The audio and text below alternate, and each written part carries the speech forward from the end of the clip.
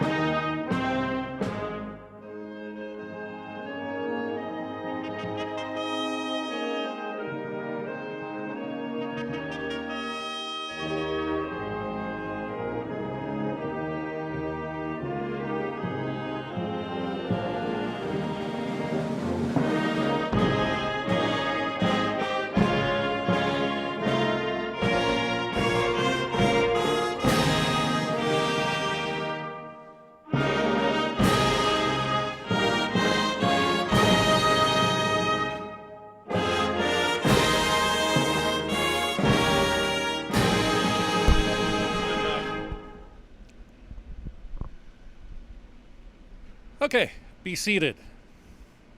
We do have two defections, two scratches in race number one. Scratch out the 9 and the 10 in race number one.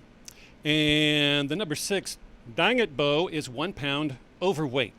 If I mess any things up, people up here, Teamsters, that includes you, go ahead and correct me. Okay, second race, the 1 is scratched. And number 2, Bandolero, is 2 pounds over. Yes? Okay. So scratch the 1, that's in the second race. The 2, Bandolero, 2 pounds overweight.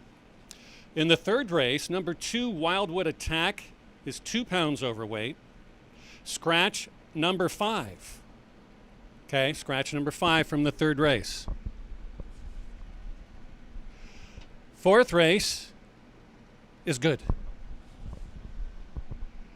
Race number 5.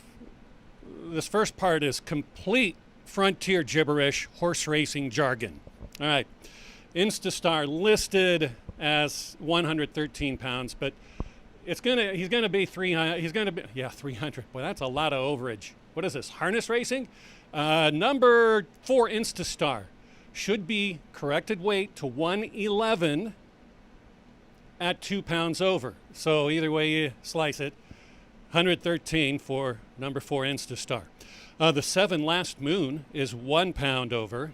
That's the 5th. In race number 6, the Scotty Jones race. More on that later on throughout the day. Scratch out the 5 in race 6 and scratch out the 9 in race 6. The outside runner, he gone. Little Ken Harrelson for you. 1 pound over. So the 10 in the 6th race, 1 pound overweight. 7th race, we do have a late scratch of the 3 in that race, also with the 2. So the 7th race, scratch out number 2 and number 3 from race 7. And in our 8th and final, scratch out, this is a big one folks, scratch out the 8. It's going to be the parimutuel wagering favorite. 8th race, scratch out the 8. And that is all I have for you right now. So we turn it over to Peter Lurie. I got to ask you one question, Peter. Not do you feel lucky? I'm not going to do that. But do you think this card is going to go one of two ways? All chalk or all double-digit prices? What do you think?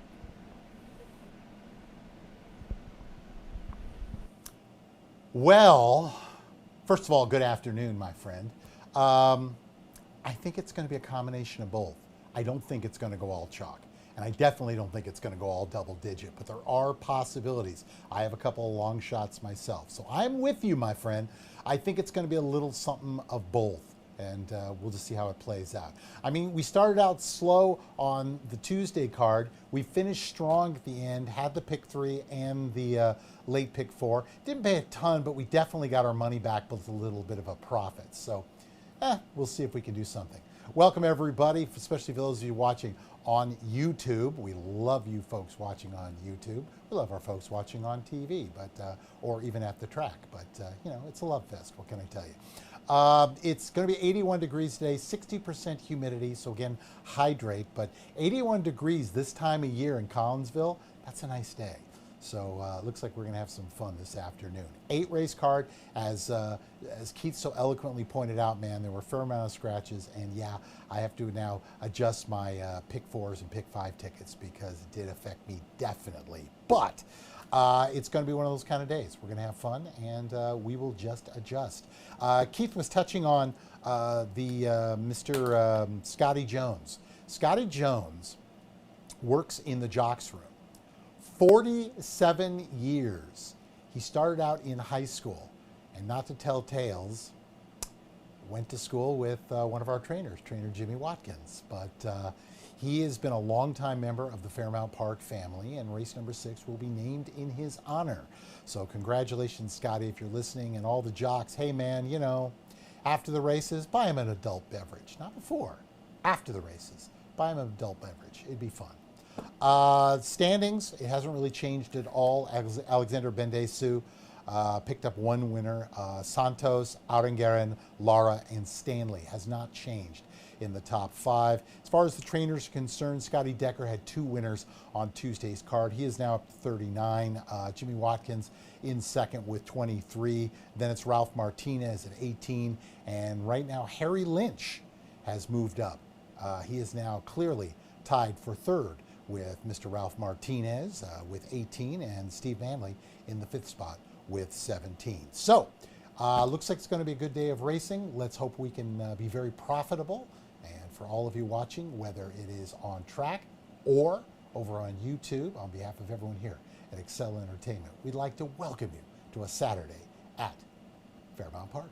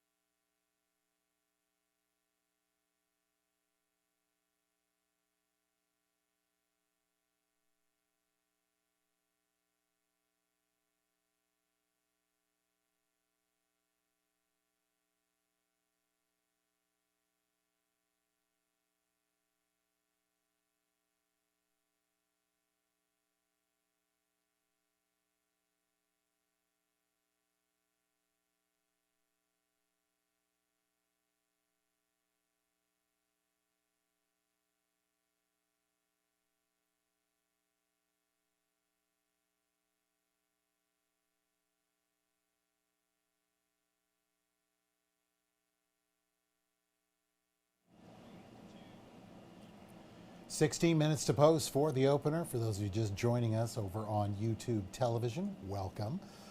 Fairmount Park on this Saturday, 81 degrees, 60% humidity. So actually, all in all, it's a pretty nice day here in Collinsville, Illinois. I'm Peter Lurie. If you didn't know that already, at least that's what the clothes say. But I wanted to let you know, I just printed up Tuesday's entries for the Horse Hooky Tuesday. 10 races on the card. I'm going to be going to work real quick. 10 races. It's going to be a lot of fun. First things first, though, we got a mile and 70 yards. These are Illini bred maiden special weights for that $38,000 purse. Oh, so tantalizing. To kick off not only a $1 pick 3, but the 50-cent pick 5. Without any further ado, with the 2 scratches to the 9 and 10, the 10-horse D Long Shot and the 9-horse Smooth Melody. Let's take a look at the horses.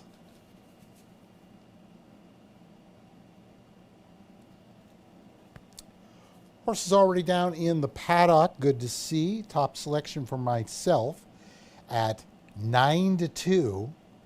Currently at 5-2, getting some play. And that's My Last Escapade for the Adrian Salazar barn. This is a 5-year-old free drop filly. Used to be in the Mike Slager stables, coming over from Hawthorne. Ran a very competitive second.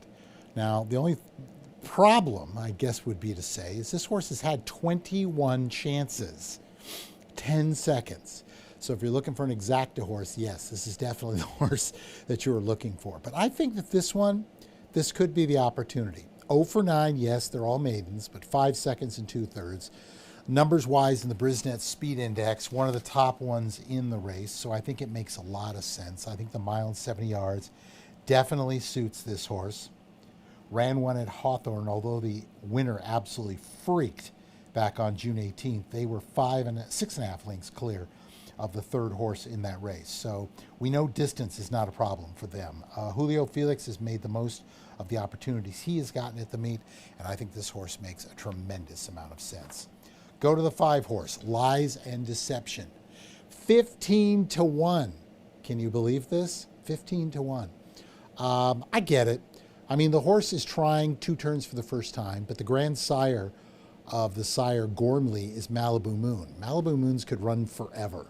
Basically could run on flaming glass. So I think this horse does make sense. They're going to need some help up front, and there really isn't what I would call I have to have the lead type. So it'll be interesting to see who goes. I tend to think My Last Escapade might be that horse, but we shall see when it's all said and done. Ademir Santos having a very, very good year. He climbs aboard for Gabe Ratana, who is making the most of the opportunities. Right now, a little on the shy side, 6% at the current meet. Let's turn our attention to the hot hand of Mr. Harry Lynch, the 4-horse, I'm Thirsty Kid. Now, the horse is 6-5 on the line. I'm using 3 horses in this early pick 5, so I'm not surprised that this horse would go as favorite. This is another one, trying for the first time the front end of 2 turns. So I won't be surprised if they go to the lead. Victor Lara, very strong apprentice, as you know, now a 5-pound apprentice himself. Horse looks good, nice and calm, ears going back and forth, hasn't been tacked up yet. Looks like might be the one who gets a little on the muscle. I think the groom, I think she's doing a really nice job keeping this one nice and relaxed. And you can tell everybody's ready. It's like, let's get in there, let's quickly just cinch them up and be done with it. So we'll see. There's Harry. Harry's having a great meet right now, tied for 3rd in the current standings. Way to go, Harry. This horse probably, if you had to guess, I would say would be in the 2nd flight, maybe even the 3rd flight. But again, it's a horse that's going first time versus 2 turns, so you never know when it's all said and done. Rounding out the top 4 for yours truly, the 2 horses Hang Tough for Robert Pompel. This is a 4-year-old gelded son of Well Positioned, whose pop was awesome again. They've tried the 2 turns, mile and a mile and 70 respectively. They weren't bad. They weren't great, but they weren't bad. This is a horse that I think more for the exotics. Will be another one that'll probably be in that 2nd or 3rd flight. Another one that's looking fairly relaxed. Groom doing a really nice job keeping this horse nice and moving. But I can tell already that this is one that if you do not get them saddled quickly, they're going to act up, and you really don't want to lose any of whatever energy they have. Worst thing that can happen is having a horse lose his or her mind before they even get on the track. So we'll see how this one plays out. There's Robert Pompel as they're getting ready, and it's a quick cinch up. Seems like all systems are go. So 11 minutes to post for race number 1. We're going to go 3, 5, 4, 2 in this sequence, but I'm going to use 3 in the race. I'm going to use the 3, My Last Escapade, the 4, I'm Thirsty Kid, and the 5, Lies and Deception, but we are going to take the 5 to 2 current choice, My Last Escapade. Let's see if number 22 is the charm. Horse will be coming on the track momentarily. Good luck. Hey, we're squeezing College Day into today's proceedings. Head by the marketing tent right by the entrance to the grandstands. Prizes for College Day, of which you pretty much just have to report there, fill out a slip. So we do drawings throughout the day, and you could win a whole mess of stuff, like 2 $1,000 scholarships, 2 AirPods, and a couple of MacBook Airs. So the hospitality tent, it's like the only tent you can see other than long shots, but it's right before the entrance to the grandstand area. So just hang on out there, and then we'll announce names starting a little bit later on in the proceedings. Again, College Day, fill out right by the entries, and hope you win. It's really cool stuff. This is the time of year. Welcome to Fairmount Park. We go a mile 70 in 10 minutes.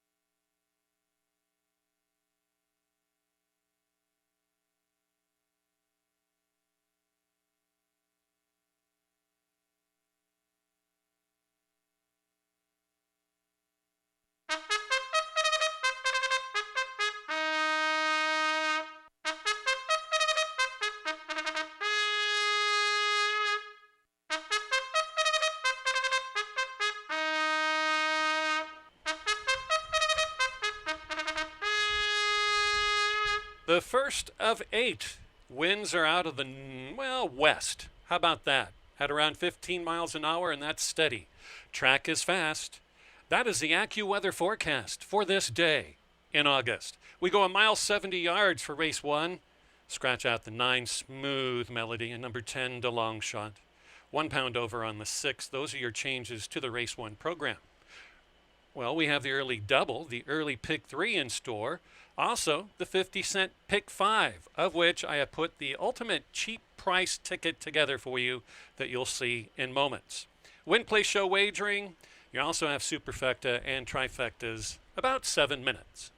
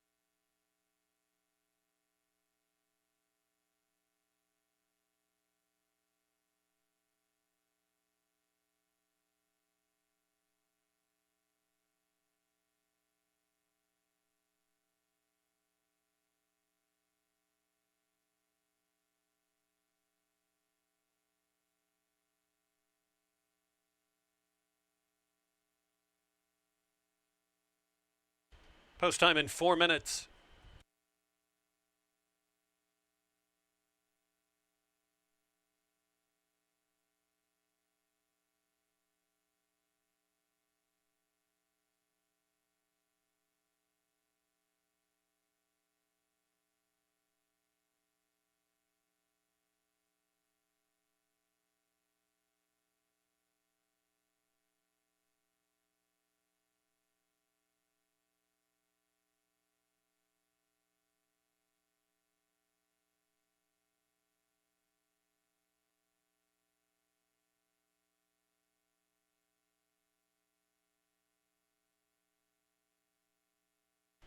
We'll edit that down for you. I don't think it costs so much.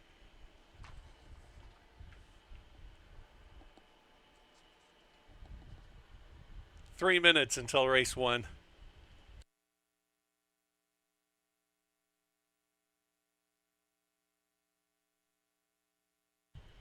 Look at that. Huh? Hey, it's only going to cost you, if you're a Trading Places fan, $1. $1. It's affordable. It's probably wrong, but it is affordable. 2 minutes now. 2 minutes until the first.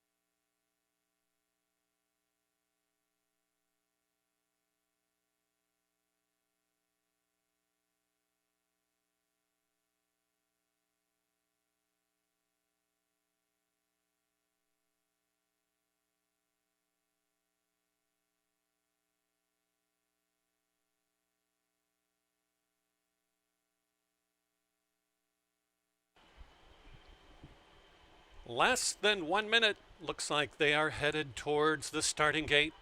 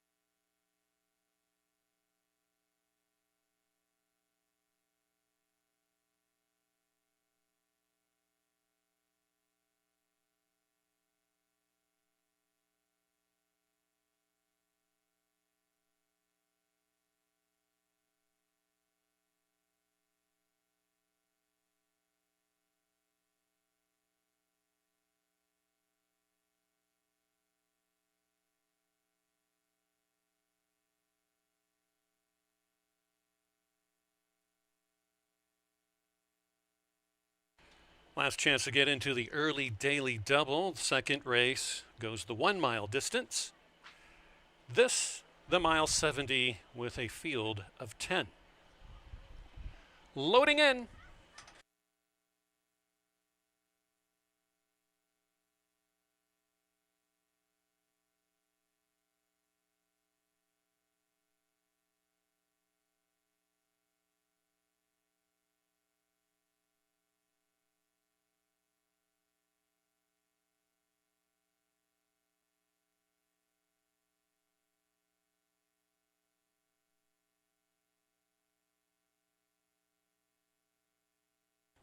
Waiting on I'm Thirsty Kid at 8 to 5.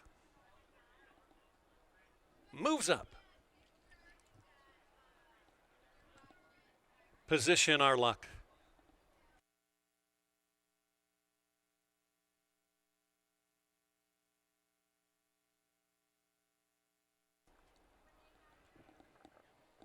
Position Our Luck steps forward. Lord Block and Will Conquer.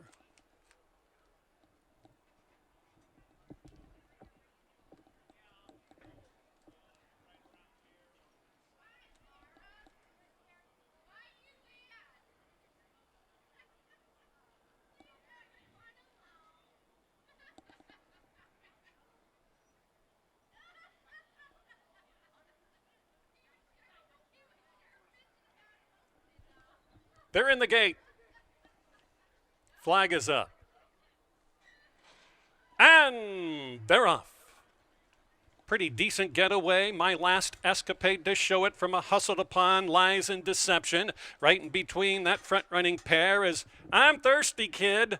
Gangway. Around turn number 1. On the far outside is Position Our Luck. Even found out about the 6th path by the 7 furlong pole is Will Conquer. And Will Conquer has to go. Midnight Masters tucked along the fence in a joint 5th.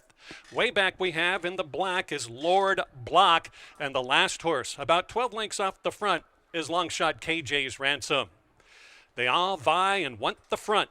The opening quarter in 24 and 1/5 of a second. Still, it's My Last Escapade. Bet down to 5 to 2 has 3/4 of a length from the outside running I'm Thirsty Kid in second. Moving on through a brief spot is Lies in Deception in a firing line behind the leader. Next on the inside is Hang Tough.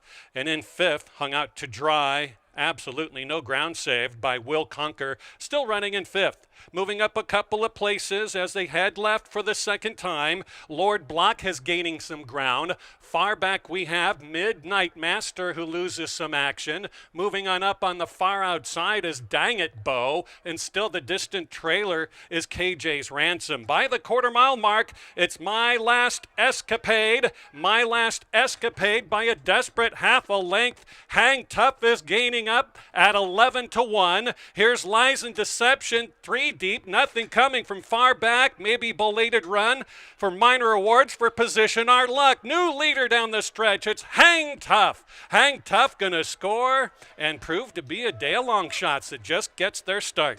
My Last Escapade for second. It was Lies in Deception third, and holding on for fourth was Lord Block.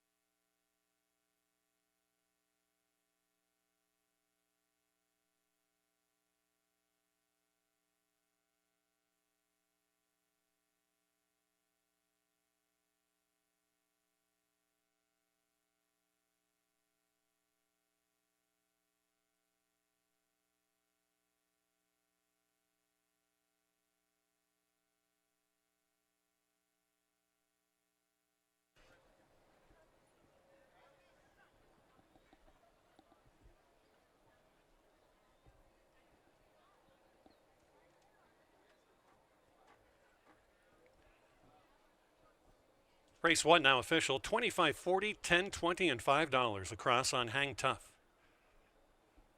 50-cent trifecta, $85.40.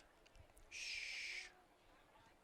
I'll be a little bit less talkative. Trifecta, $85.20. 10-cent superfecta, $195.92.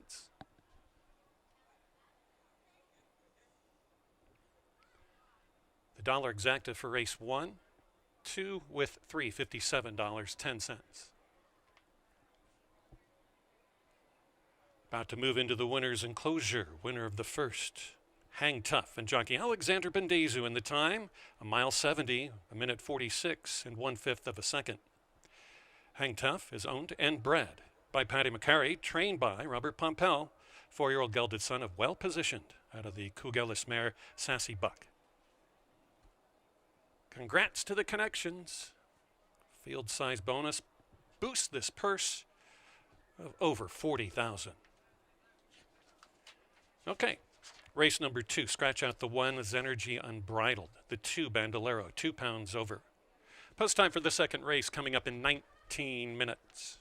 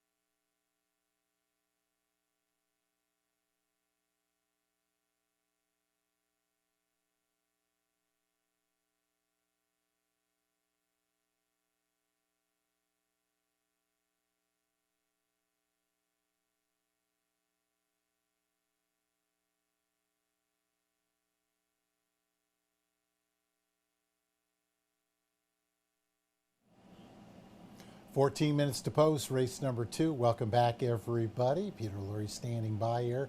Fairmount Park, second half of the Daily Double, a 2-turn Daily Double, by the way. Well, what did we do in the first race? We used 4 horses. We only used 3 of them for the pick 5. And what happened? The pick 4, fourth horse ends up winning. Keith Nelson was absolutely correct. Looked like it was going to be a 2-turn one on the double digit, and he was correct with Hang Tough. Also, to add insult to injury, I do believe during the handicapping I said, I like the horse, but I think this is a horse more for the exotics than the winner's circle. So, for Peter, wrong and wrong. For Keith, right and right. That's horse racing. All right, turn the page. Second race, 1 mile, 5,000. Non-winners of 2 lifetime. There is a scratch in the field of 8, bringing us down to 7. Synergy Unbridled. Without any further ado, let's take a look at the runners.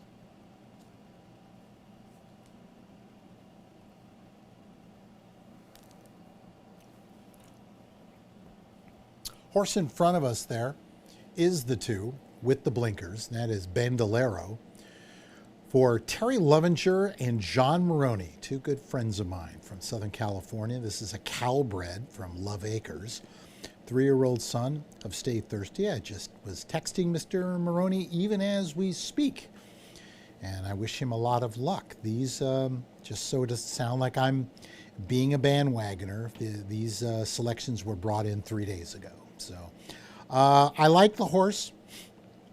Was in the Steve Knapp barn by way of Peter Urton, by way of Doug O'Neill, by way of Peter Urton. This horse has had a fair amount of chances. Won at Santa Anita, broke the maiden for Calbred Maiden 20. That's as low as it goes in Southern California, at least at this point. And they absolutely just demolished the field. Since then, has not been able to quite get it together. However, I've always said it's not really what you're doing, it's what the horses in the field around you are doing. And I think today could really be a turnaround for this one. You could see the Lovinger, Maroney, and Steve Manley trio aren't wasting any time. They were in for 62.50 last time. They went in for 5 today. I think it might also be what we like to refer to as a condition book type, where the book showed up and basically Steve calls the owners and says, hey guys, there is no 62.50 for this next book. There is a 5. And knowing John Maroney as well as I do, he's a very smart individual. And he and Terry Lovinger, they don't waste any time. They say, fine, let's run. They get a new pilot in Frankie Reyes. I'm liking Reyes the more and more I see this cat ride, coming over from Hawthorne. I don't think this horse is particularly a front runner. He's got plenty of experience out there on the 2-turn circuit. Problem is you got a couple of other horses, Sneaky Feet and Lucky Destiny. I think both of these horses will probably be making a nice little run early. Speaking of, horse right in front of us there is Lucky Destiny. This is actually my top selection in the race. I got a little flustered there. My apologies to Greg and the team. 4-year-old son of Breakin' Lucky, whose grandsire was Looking at Lucky. I've mentioned many a time. This Arkansas bred was last seen on June 28th over at Hawthorne. Ran kind of an even race, but that was the first time they went 2 turns. Hopefully they've learned something from that. Becker doesn't waste any time, comes right back for the same condition. Yes, they have never been at the distance of 1 mile before, but you know what? I don't think that's a big while. I believe this horse had a big time excuse going 2 turns last time out. They were 5 wide the whole way while on the front end. And I think that just did them. All in all, they weren't embarrassed. They were only beaten 4 1/4 lengths in a field of 7. So I think today is a big opportunity. If they break correctly and no one decides to park them out again, I think Lucky Destiny makes a lot of sense. Let's turn our attention to the 5 horse. And this is Move in Silence. Ben DeLong sends out. This is one that raced last season over at Fairmount. Tried one over at Prairie Meadows. That did not work out. Came back in October to finish off the season. That did not work out. Took some time off and seems to be race by race. This will be the fourth try, getting a little better. Best effort was over at Mountaineer, but that was also going 2 terms for the first time of the year. And they set the early fractions and they got beat 2.5 in a field of 9. So I think this horse makes also a lot of sense. If you are still alive in your pick 5 ticket, maybe not a bad horse to have included on the situation. Horse looks okay, as you can see. Got a little bit of lather behind the hindquarters.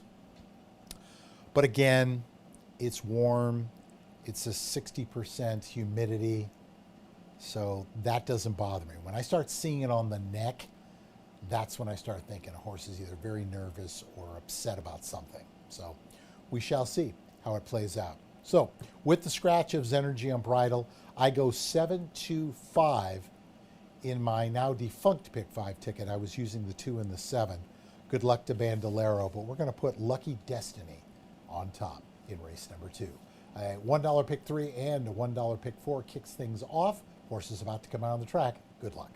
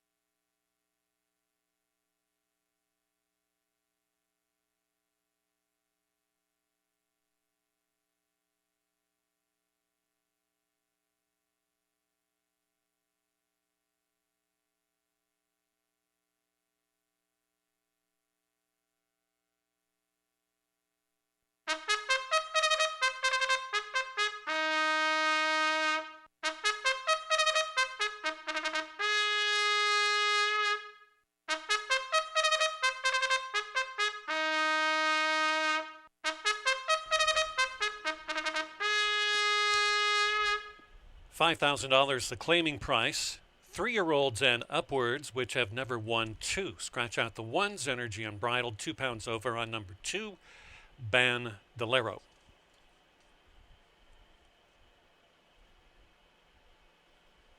Time to play the early dollar pick 4. You also have another rolling pick 3 that starts up, another rolling daily double, exacta, trifecta, superfecta as well. Post time coming up. We're going the 1 mile distance in 6 minutes.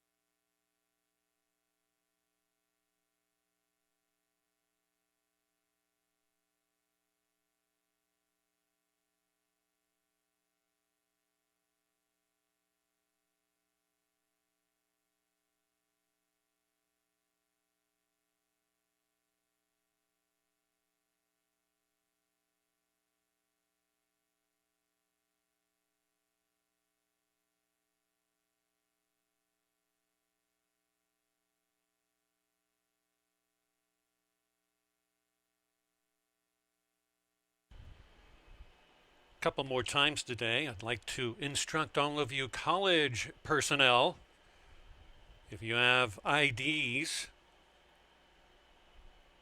college IDs, head on over to the tent to the entrance of the grandstand area.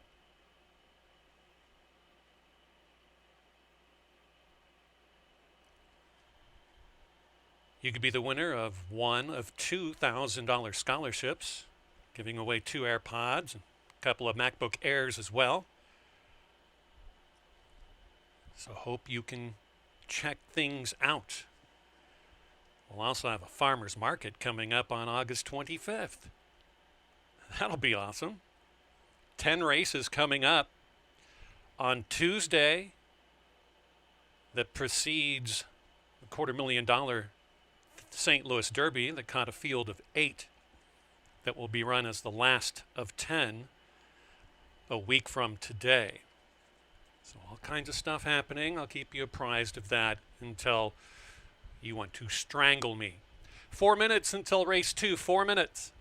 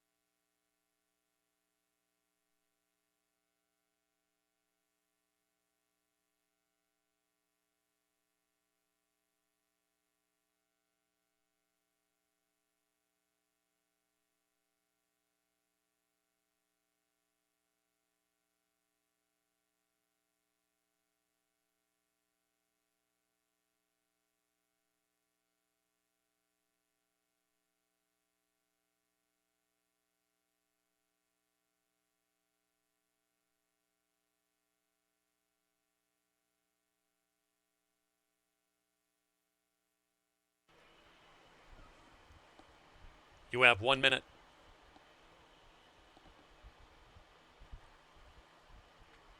Horses are now headed to the starting gate.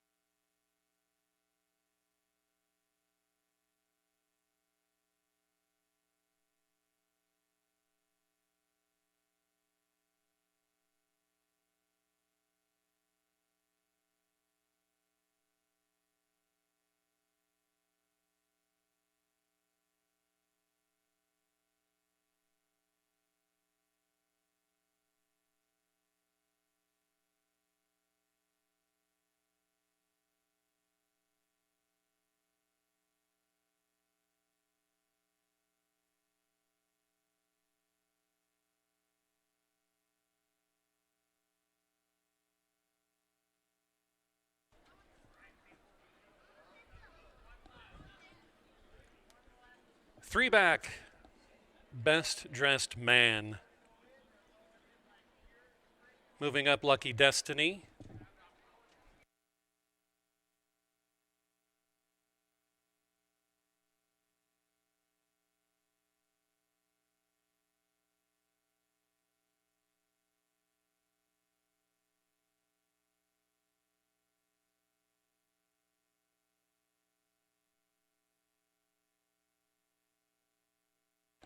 Waiting on I Got the Moves.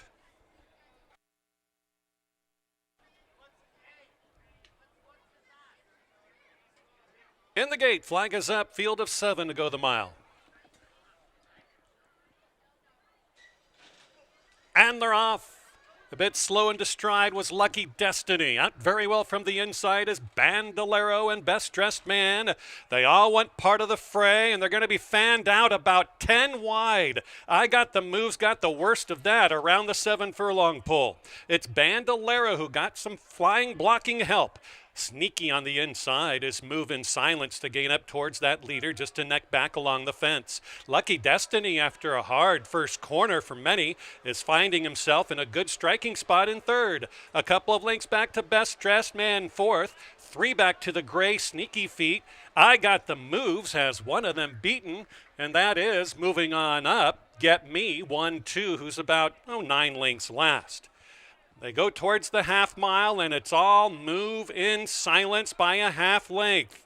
Bandolero is right between the leader, Move in Silence, and the third place runner, Lucky Destiny, as they line up top. Best Dressed Man is still a floundering fourth. That one's about to be passed by the gray Sneaky Feet, and then farther back there's no pace for Sneaky Feet and Best Dressed Man, who has to do better. They're around the turn, and it's Lucky Destiny at 4-1, puts it on him past the 2 furlong pull.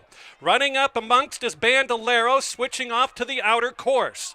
Back in third is Move in Silence. Not much headway from far back. I Got the Moves. It might get up into fourth, but it's all over up top. It's Lucky Destiny who flies away. Lucky Destiny is gone. Good ride that. Got bet, well, in your favor to 4-1. Second was Move in Silence. Bandolero was third, and indeed fourth was I Got the Moves.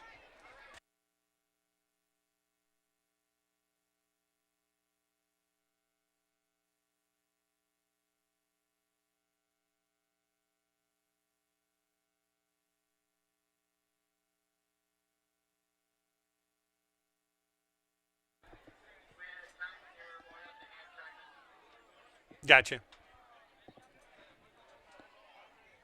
We'll give you the running time just a little bit after the winner's presentation. A little timing snafu, but it will be 7, 5, 2, and 8.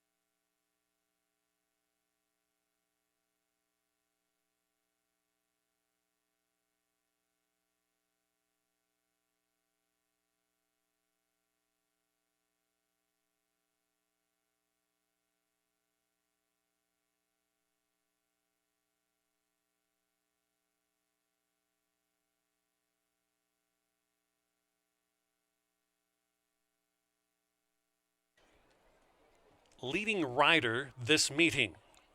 Back in the saddle again, scoring the early daily double for jockey Alexander Bendezu, 11-1 and 4-1.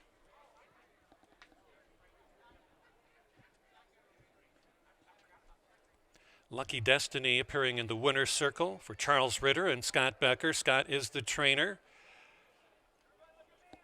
The co-ownership of this Arkansas bred 4-year-old gelded son of Breaking Lucky out of the Congrats mare Happy Destiny.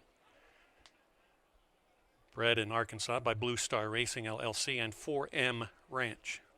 The one was scratched from race number 2. We'll give you the running time here momentarily. The dollar exacta, $18.30, trifecta $16.45. The early double, all Bendezu all the time, $73.80, and the 10-cent super, almost $20. Race number 3, written for Falcons Social Club. They'll be in the winner's circle later on. Scratch number 5, Cheater, out of the 3rd race. We're down to a field of 9. We go sprinting, 6 furlongs for $5,000. Open Maidens coming up next.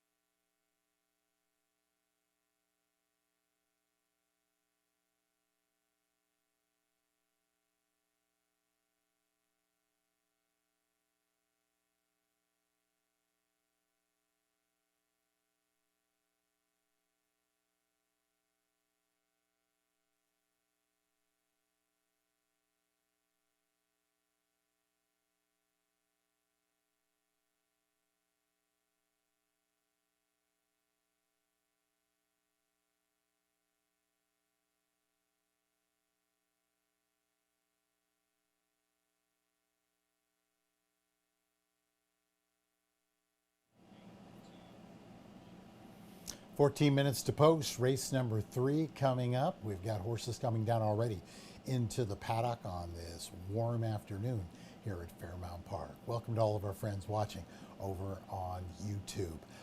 Well, so far, Keith Nelson, if you missed the pre-show, he asked me, do I think it's going to be a double-digit type of day for the horses, or are we going to go to favorites? I thought it might be a combination of both, but so far, Keith is on the right track.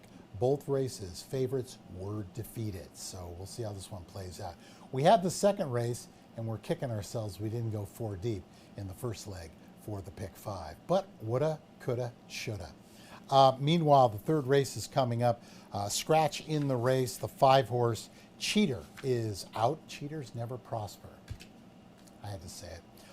It's 6 furlongs, maiden claiming 5,000, and this is to start off another $1 pick 3. Let's take a look at the field.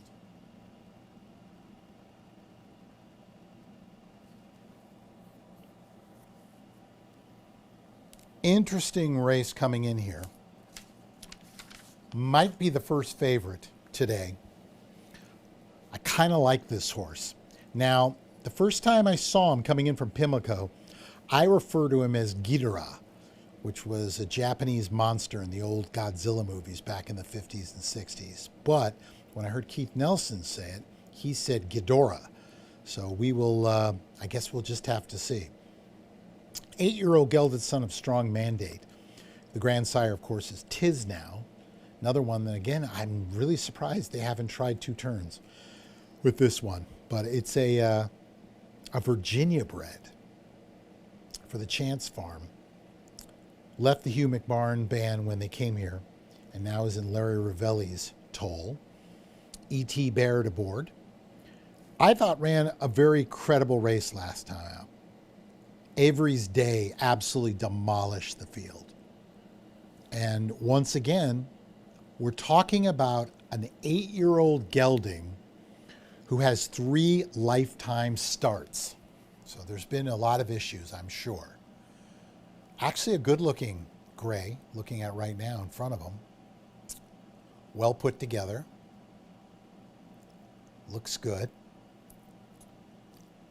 If I had to guess, I would say it's claim proof. So I think, at least at this stage, I also think Larry's not wasting any time and just saying, look, put him in for 5. If we can't win for this, then we need to start thinking elsewhere. The horse has never put in a bad race. Let's be clear about that.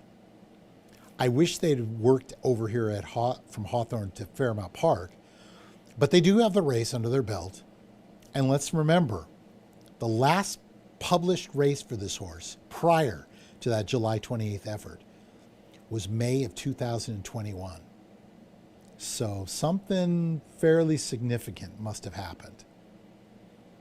But looks like the horse is ready, and hopefully will be an opportunity here. I like the horse on top at 9-5. Let's go to the horse just to the inside of the Major League.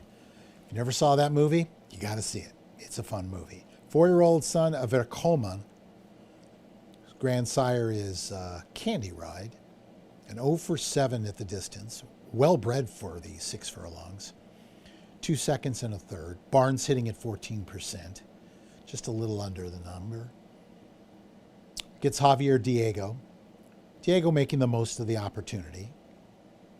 I think this horse will be sitting in that second flight off of the early pace setter, who I believe is going to be Ghidorah or Ghidorah, depending on how you want to say it. I like Ghidorah. I think it's fun.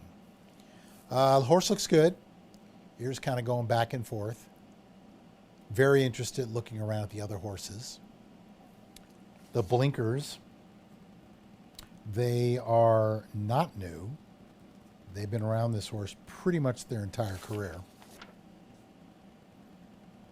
And we'll see how it plays out. I thought In the Now Defunct Ticket was a must-use in the sequence. 9 horses, Tough Heart for Charles Davis. This is a 5-year-old Heart to Heart who's an 0 for 9 at the distance with a 2 2/3. 0 for 17, so now you start wondering when it's going to come together. Well traveled by way of Illinois, by way of Mountaineer, by way of Turfway, by way of Belterra last time out. They decided to try the grass. That did not work out. Then comes back to Charles Davis. It looks like between Davis and Eubanks, they kind of go back and forth. Richard, who is the owner and the trainer when he's over in Kentucky and Ohio. Horse put in a good third, although it was a strangely run race back on August 4th against a similar group. Did not break well, 8th in a field of 10. Rushed up, was beaten a length and 3/4 going into that far turn, then drops back 5.5, then comes back on. It looks like they kind of walked home, so maybe it was more of an optical illusion than anything else. But I think the horse is interesting nonetheless. Move our attention over to the 4th for me, and that's the 1, Last Call Gino. Tough luck last time out in that previous race for the Lovinger-Maroney tandem. This is another homebred. Made the debut over at Santa Anita. Showed up here on July 14th. Ducked out at the start. And although they were second best in a field of 6, they got beat 14 lengths. Now, granted, they were 2.5 lengths clear of the third horse. So there's the positive side. However, when I look at it being beat 14 lengths, they very easily could have been dead last. So we'll just have to see how that plays out. They show up again, ducked in, and it kind of cost them the race. I wrote down when I handicapped this race, Last Call Gino, own worst enemy. So I think what it really comes down to, and Steve Manley's a very good conditioner, so if anybody can figure it out, it's him. They just have to figure out what the problem is at the gate. I just don't have it for you. Don't know. And I believe having the rail trip is not going to be any advantage. So we'll just have to see how it plays out. Good luck to them, though. Terry and John, I am thinking of you. Anywho, 7 minutes to post for race number 3. Starting off another $1 pick 3, second leg of the pick 4, and the third leg of the early pick 5. 6 furlongs distance. These are maiden claiming 5,000. They're coming out on the track. Good luck.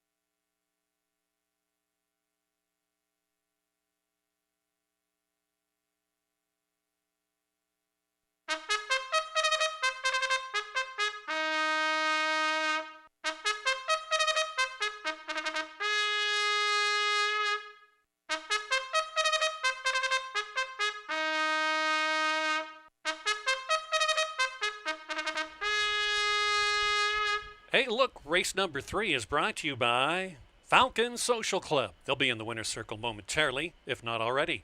Scratch number 5, Cheater, 1 pound over on the 2, Wildwood Attack. Rolling daily doubles, rolling pick 3s. You have exactas, trifectas, superfectas, win place show, wagering post time for the third race. Going 3/4 of a mile is in 6 minutes.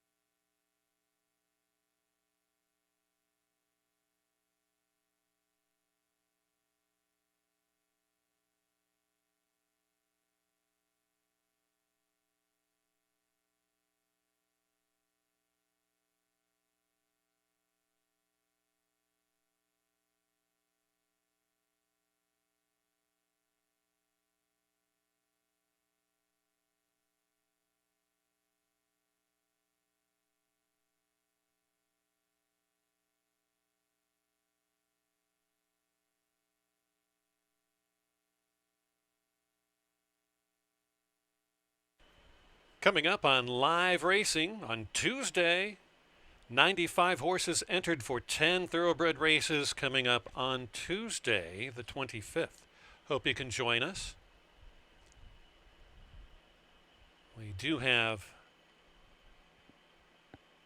another big race coming up on Tuesday.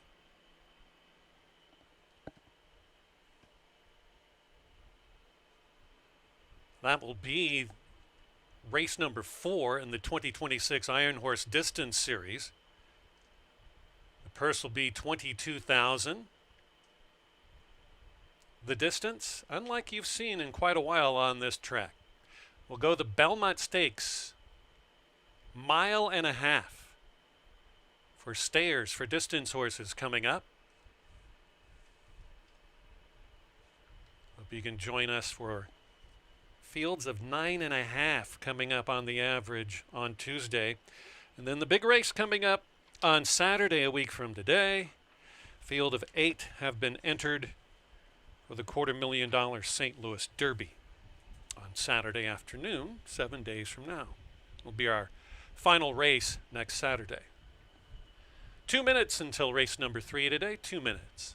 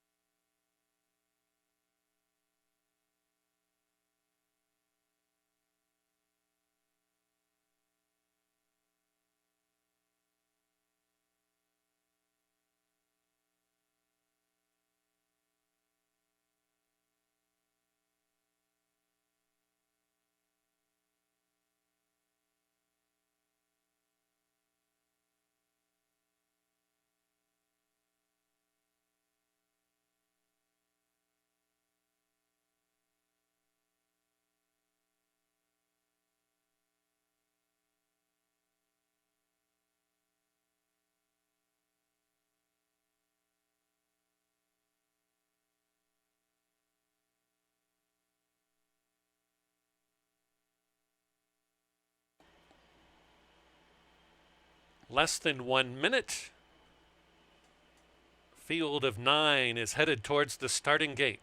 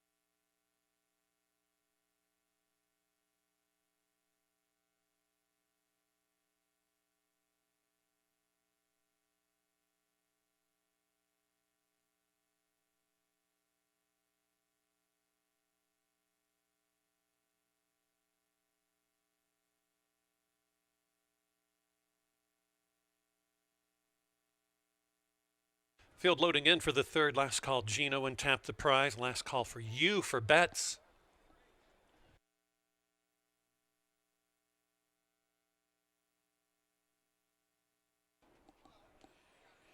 Wildwood Attack. Favoritism goes to number 8, Ghidorah. Anytime you see trainer Ravelli's name, you're going to get a lot of coin bet on you. There goes Ghidorah.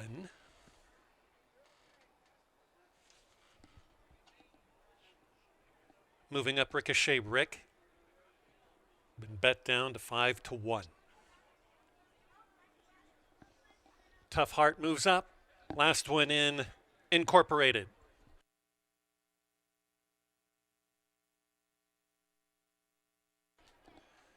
Race 3, run in honor of our folks in the winner's circle from the Falcon Social Club.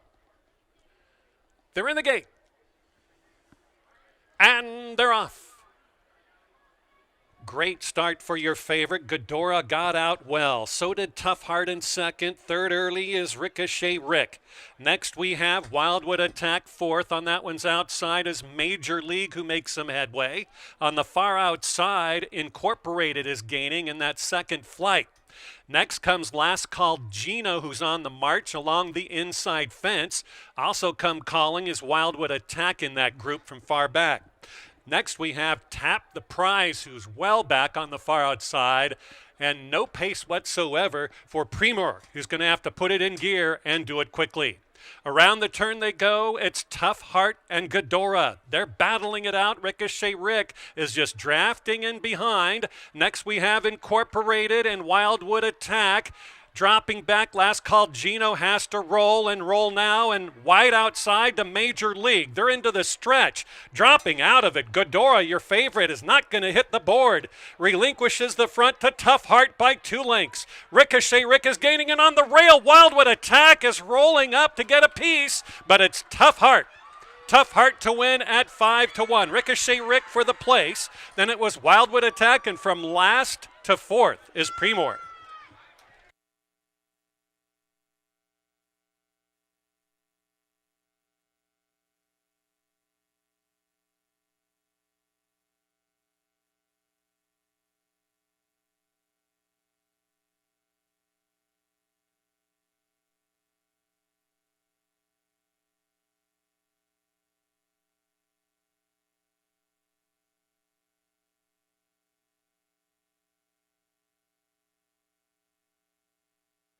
Nine, 4, 2, 3 in race 3.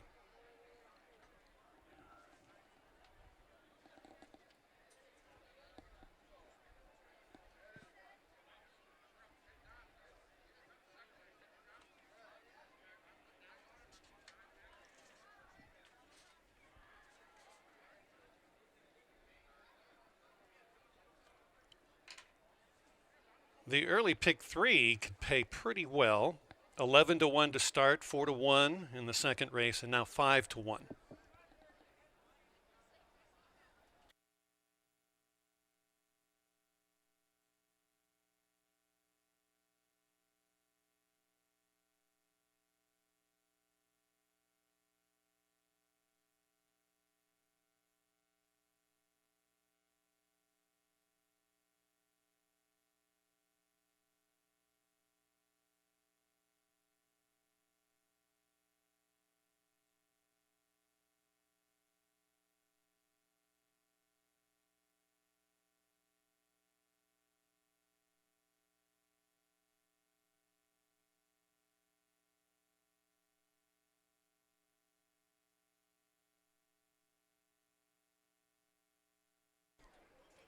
About to enter the winner's circle, surrounded by folks here from the Falcon Social Club, is number 9, Tough Heart, and jockey Rainier Arrieta, owned by Richard Eubanks, trained by Charles Davis Jr. Tough Heart is a 5-year-old gelded son of Heart to Heart out of the Patientville mare, Crocodile Tough, bred in Kentucky by Pope McLean, Mark McLean, and Pope McLean Jr. The winning time, 1:13 4 for 6 furlongs, 1:13.85 seconds, 12:60, 5:83.80 across. Ricochet Rick, 6:84.40. Wildwood Attack, $5 to show. The Exacta, almost $40. Trifecta, almost $130. Race 2 and 3 doubled, $28.60. 10-cent Superfecta, $289. The early pick 3, $279. $275.90. Do not forget about those rolling pick 3s for $1. In race number 3, the 5 was scratched. Coming up in the 4th race, $20,000 allowance optional claiming race for Illinois bred or foaled fillies and mares. There are no changes to the 4th race. We sprint 5 1/2 furlongs. That comes up in 19 minutes.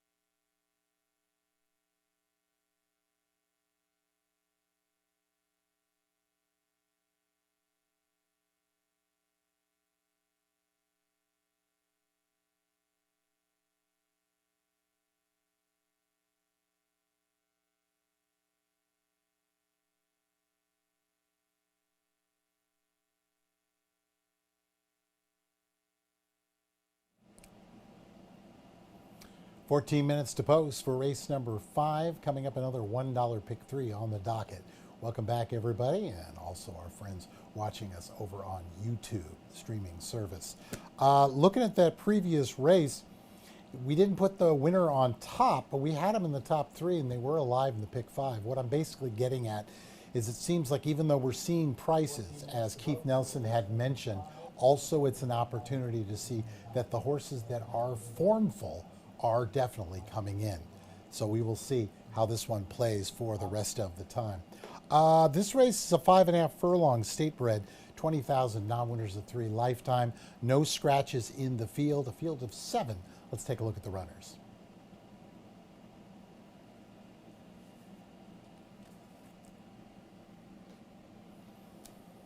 Horse in front of us is the 5, and that would be Z for the Michelle Boyce operation. She's 3 for 6 at the meet right now.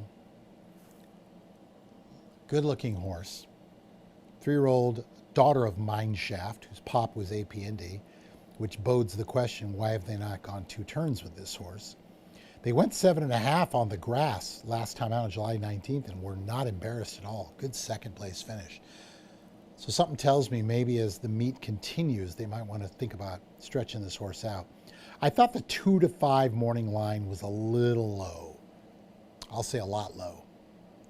I still put the horse on top. Yes, I still think it can win, but 2 to 5 basically gives you the indication that based on what you've got, that this horse can't lose. And I just, we'll see. That's all I can say. It's looked good.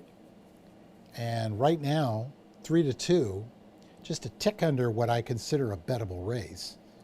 Julio Felix gets the call. He's been aboard this horse for all previous 6 races, and they have never been off the board. 2 winners, 3 seconds, and a third. Just under $84,000 in earnings. I think this horse is going to be sitting off what could be a contentious early pace from the 1 Wildwood Triple and the 3 Tax Day Peyton.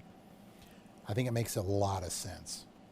6 horses, Lady Elise for Mark Christel. I liked the last race, but I don't like when I see a horse at the head of the lane in front by 2.5 and then they get beat. Reyes has been aboard for the previous 2 since coming over from Hawthorne here at Fairmount Park.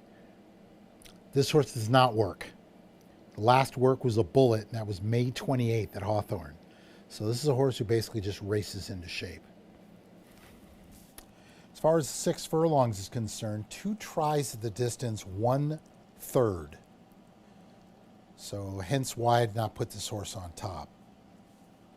Can they win? Yes, they definitely can win. But I still think the 5Z is going to be a tough customer to go against. Horse, though, does look good. Getting a little spritzing. As I mentioned, it's a warm day. It's not overly warm, but it's also very humid. And again, kudos to everyone here at Excel in Fairmount Park for making sure our equine athletes are as comfortable as possible. That's been the case for the whole meet. And I'm not being one of those bandwagon people. I mean that sincerely. Kudos to Vince Gabbert and his whole team for getting this thing done. They look good. Let's move over to the 2 horse right in front of you there. That is A Rose for Lily. Eddie Essen-Price, undefeated in 2 lifetime tries. Now, what makes this horse very interesting is they broke the maiden in their debut June 16th against state-bred maiden special weight. Then they wait till August 4th and they come back against state-bred optional claiming non-winners of 2. That's not an easy task for a first-time starter who wins in the debut. But guess what? They win again. This is a horse that's going to benefit from an early pace. Johannes Aringeren has been aboard for the previous 2. She stays aboard. 3-year-old daughter of Den's Legacy. If you were still alive in the pick 5, or if you have any of your exotics, tough not to use this horse. But again, they're going to need a little help up front.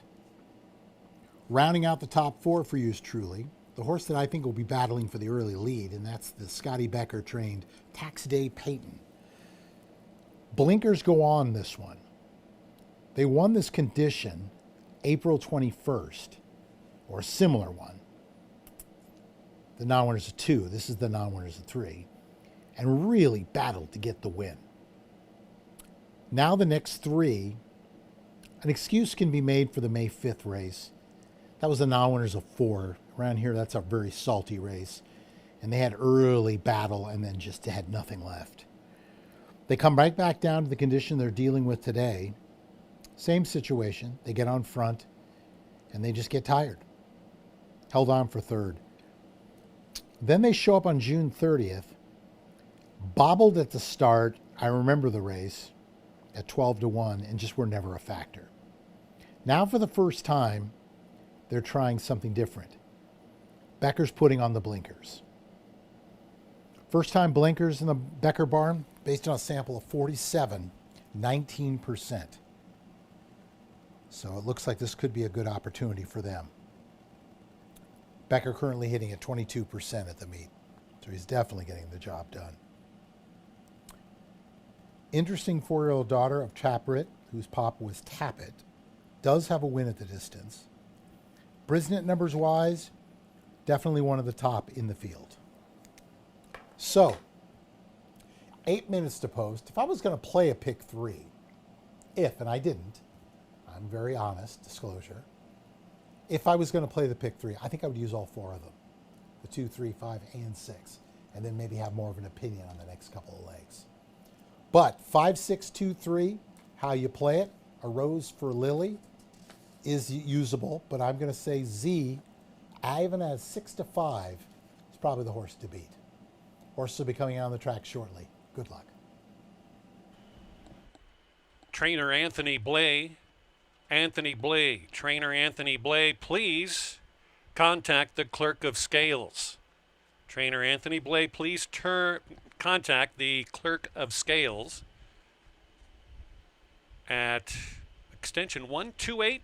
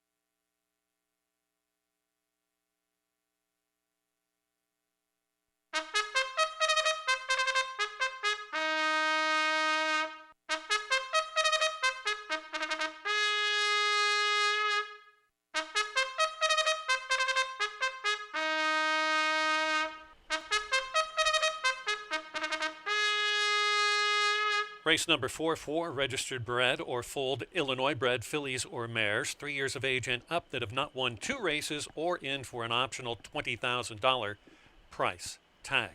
We sprint 5 1/2 furlongs. The purse, $39,500. No changes to the 4th race program. One more time, I will page Trainer Anthony Blay. If you have not yet contacted the clerk of scales, please do so immediately.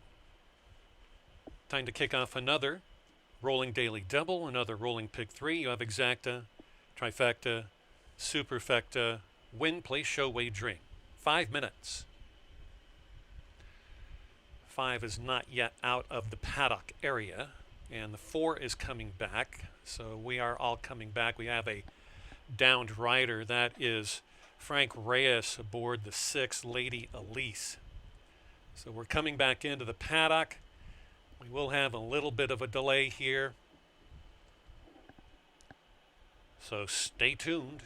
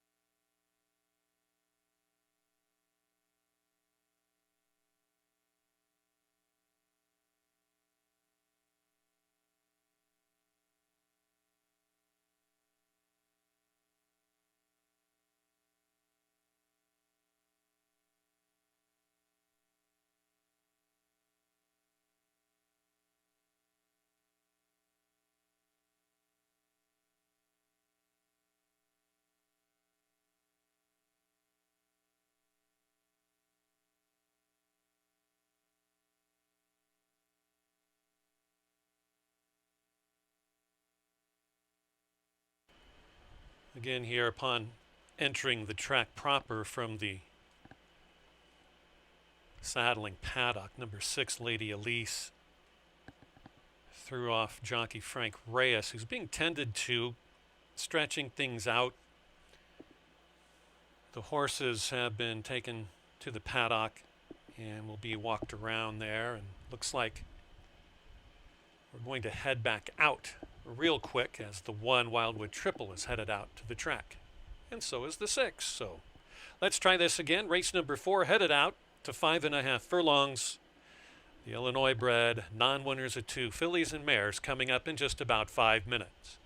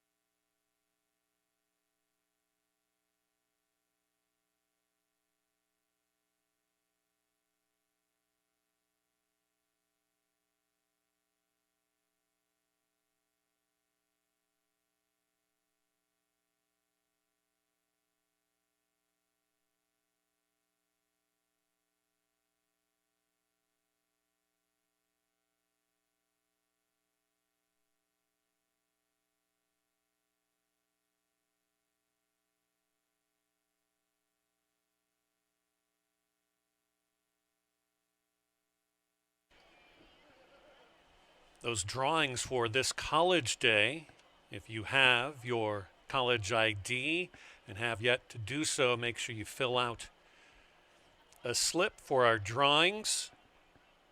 It was postponed a week ago. Prizes for college day include 2 $1,000 scholarships, 2 AirPods, and 2 MacBook Airs. So make sure you get to the grandstand entrance underneath the tent and fill out all of your slips, or one of them, and we'll announce those scholarship winners coming up. Appreciate you being here. Still have about a minute until the 4th race.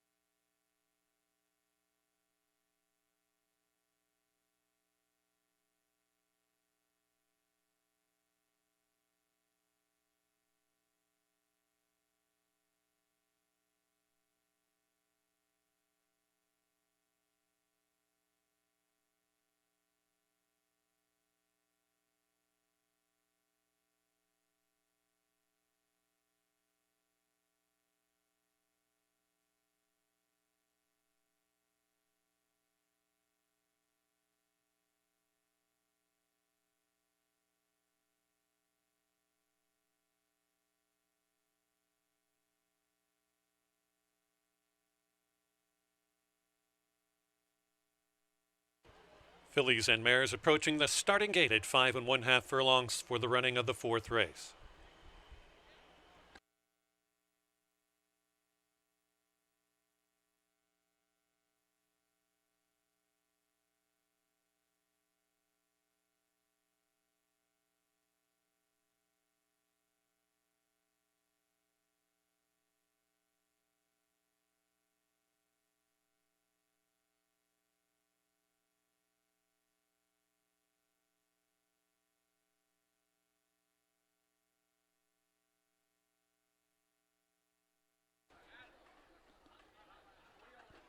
Loading in with Wildwood Triple and Boyce's Bandita.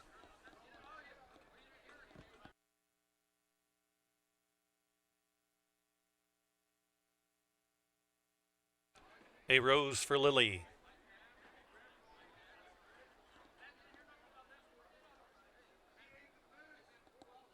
Tax Day Peyton at 11 to 1. Z. Odds on. Lady Elise. And Jockey Frank Reyes. Halo Honey, last one to move in. Fillies and mares, Illinois breds, ready in the gate. And they're off. Great sprinting start for Boyce's Bandita, but who doesn't want the front? There's a Rose for Lily looking for a 3-bagger. On that one's outside comes your favorite Z. Splitting those two is Tax Day Peyton. Running in 4th on the far outside in the peach colors with Frank Reyes in 4th. That's Lady Elise. Then further back after a couple lengths drop off to Boyce's Bandita. On the outside of She is Halo Honey. And the last one around the turn is Wildwood Triple. The 4-pronged battle ensues as they go towards the 550-yard mark. The new leader is Lady Elise, out by a half a length. Z is in a world of trouble. Your favorite is dropping back. A Rose for Lily has that fence and now maintains second. Now moving up from far back, riding the rail is Wildwood Triple into 4th, but they're all having to catch Lady Elise. Lady Elise is gonzo. Lady Elise at 5 to 2 like a good thing, gonna romp. Photo for second coming that will go to your favorite Z. Wildwood Triple, a very good third, and a photo for 4th between a Rose for Lily and the oncoming Halo Honey.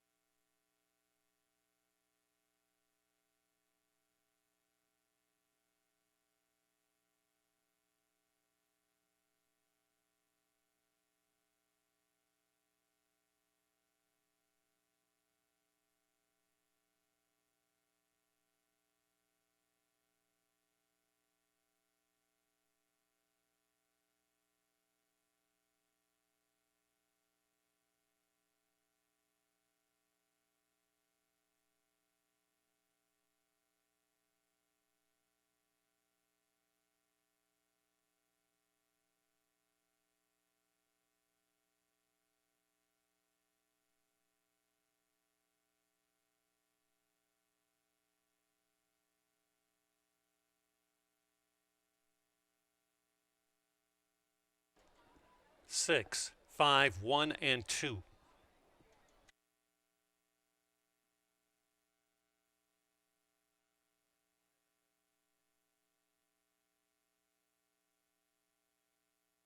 Rider's objection. 5 has waged an objection against your unofficial winner, number 6, towards, it seems like the top of the stretch run after the turn. So you'll see what's happening. The stewards are looking at the exact footage you are. 5 versus 6.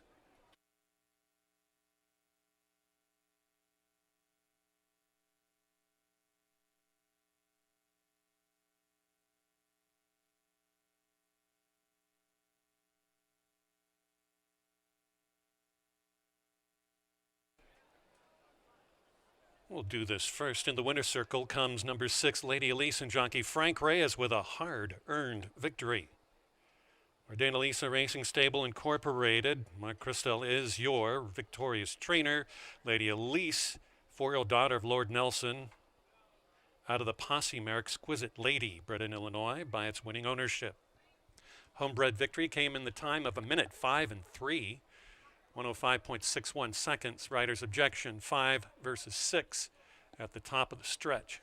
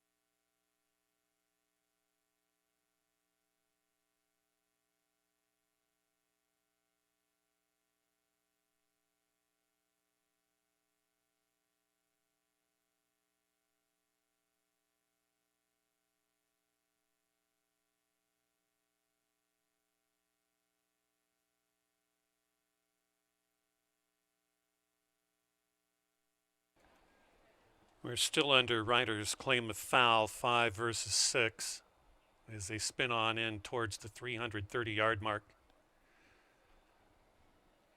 No decision yet. Well, I will let you know shortly.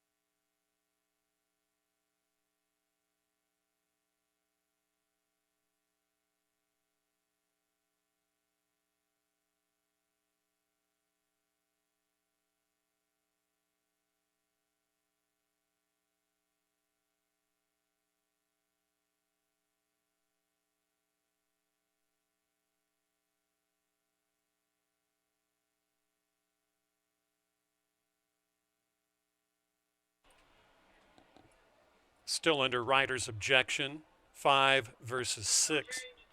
Stewards have just informed me there will be no change to the running order. We will go as 6, 5, 1, and 2. No change.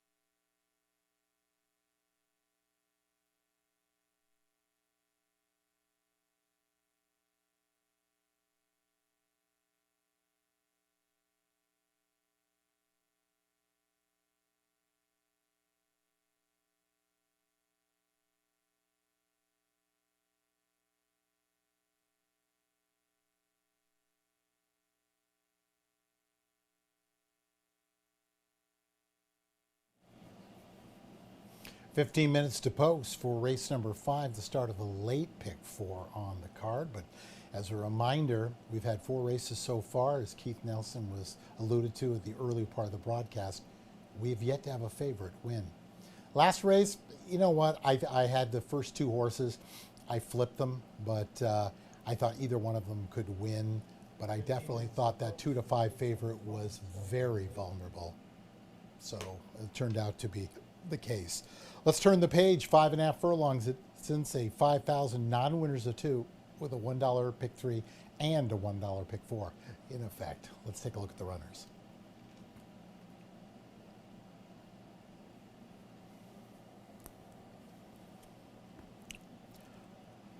I'm taking a bit of a swing here, as you probably already guessed. 7 to 1 on the line currently is Regained Power. Why do I like this horse? Well, they've got a lot of speed, and they might be the speed of the speed in this particular race. They haven't been able to finish, and that's the big case. So we'll see how it plays out. However, we've seen this happen before. Eduardo Rodriguez off to a great start since relocating his horses here, 25%. Johannes Arengaren's been aboard for the previous 3. They've done absolutely nothing. But the last race, that was their very first time here at Fairmount Park since August of last year, where they were a very competitive second. They were bumped at the break badly, got off the rail, tried to fight, and then just dropped out of it.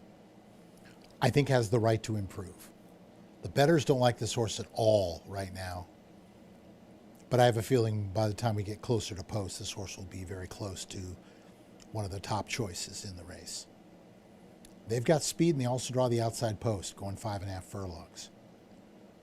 See if the shorten up helps. 1 for 7 at the distance with 4/3 to speak of. Bred absolutely back up and forwards to like this particular distance. Now the horse, obviously, if you don't like this one, is the 5 to 2 current favorite, and that is Instastar for Ralph Martinez. His son Brody is having himself a very good meet so far, climbs aboard. He was aboard back on June 30th, the last time they raced against a similar group. And he ran a very competitive third, only beating a length and a quarter for the whole thing, but it was kind of a one-pace third, which comes across to me that this horse might be a little one-gearish. If they can get out on the lead and they can clear, very dangerous. If they get tested, well, we're going to find out. Horse looks okay. See Ralph right there with his lovely wife, Erica. Horse is very aware of what's going on. Those blinkers are not new. They've been wearing them since April when they were claimed off of Gabe Ratana. 7 horse in front of you there is Last Moon, another Eduardo Rodriguez trainee, Alexander Bendesu, looking for his 3rd winner of the afternoon. A 3-year-old gelded son of Caravaggio and a Scat Daddy type. Again, very surprised they've never tried the 2 turns with this one. 1 for 3 at this distance. Numbers-wise, they're okay, Brisnet-wise, but definitely not one of the tops. Probably will be sitting just off of the early horses we just talked about and hoping to make one move. Looks okay, nice and relaxed on this warm afternoon. The 2 horse rounds out the top 4 for me, and that's Young Mischief. Amy Nesbitt claimed this horse for $5,000 off the Essen Price barn June 20th. Came back on July 14th and just ran like a 1-pace 4th in a field of 11. They were soundly beat, but the winner won by 6.5. Has definitely the right to improve. Gets a new pilot in Angel Stanley, and the 6-year-old gelded Into Mischief. 0 for 7 at the distance with 2 seconds, even though they're, I would say, definitely bred for the distance. There's Amy. Having a little chat, I would guess, with the owner, Dennis Smith. So it's an interesting race. As you can see by looking at the way it is, the odds are spread out. with the exception of the one lone return and the 5 horse last return. The odds are basically saying anybody can win this race to kick off the pick 5. I thought you either go super big or you have a little bit of an opinion. So in this late pick 4, I went with the 4 and the 6. I think they both make a lot of sense, but it's going to be the 6, Regain Power, hopefully to be able to hang on this time. Horse is about to come out on the track, $1 pick 3, and the start of the late pick 4. Good luck.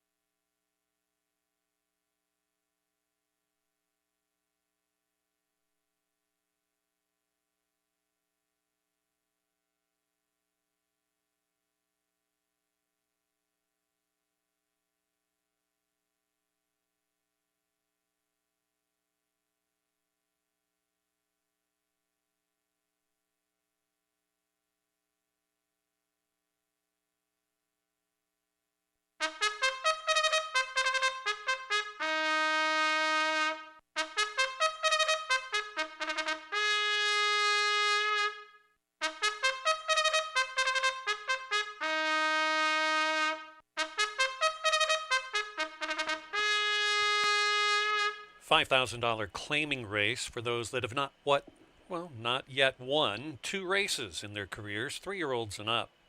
The distance, 5 1/2 furlongs. Rolling daily doubles, rolling pick 3s. You have trifectas, superfecta, exactas, win, place, show. The late dollar pick 4 starts with the upcoming 5th race. Here are the rest of your changes for the card after this race. In the 6th race, scratch the 5 and scratch the 9. The 10 is 1 pound over. In the 7th race, scratch the 2, scratch the 3. 8th and final race, scratch number 8. Post time for the 5th race is 5 minutes from now.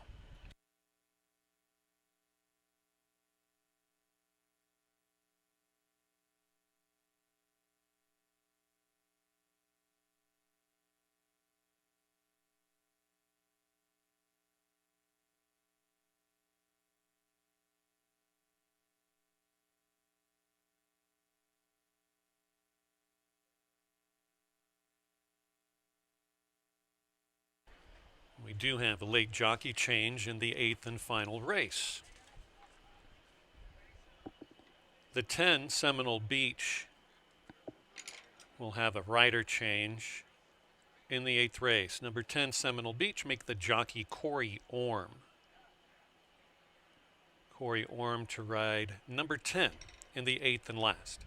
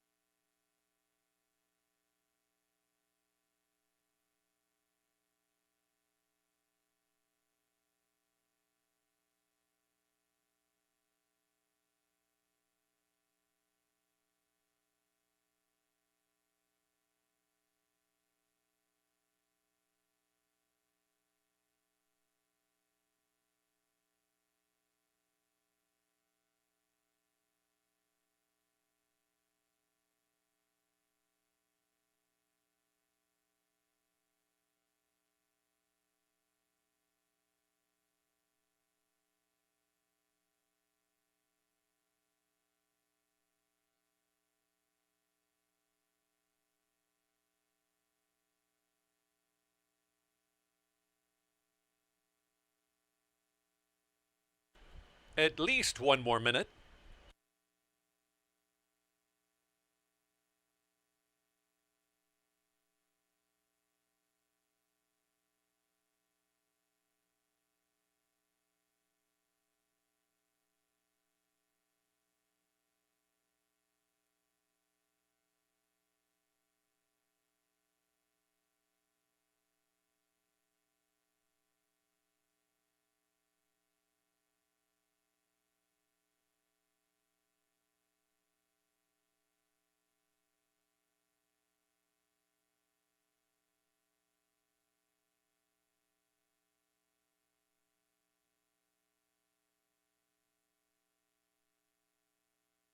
Field is now approaching the starting gate for race 5.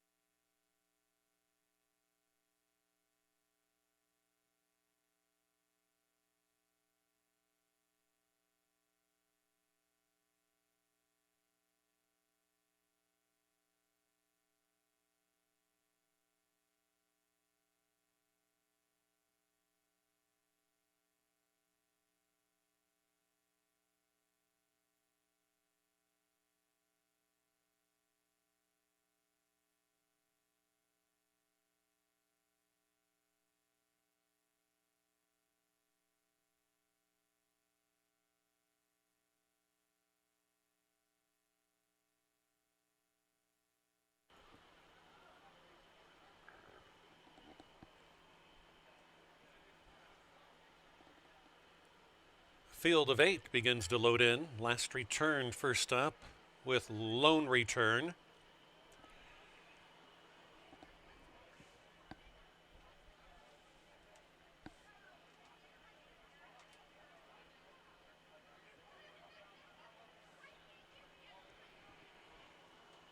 The half brothers are in. Regained Power steps forward. Young Mischief.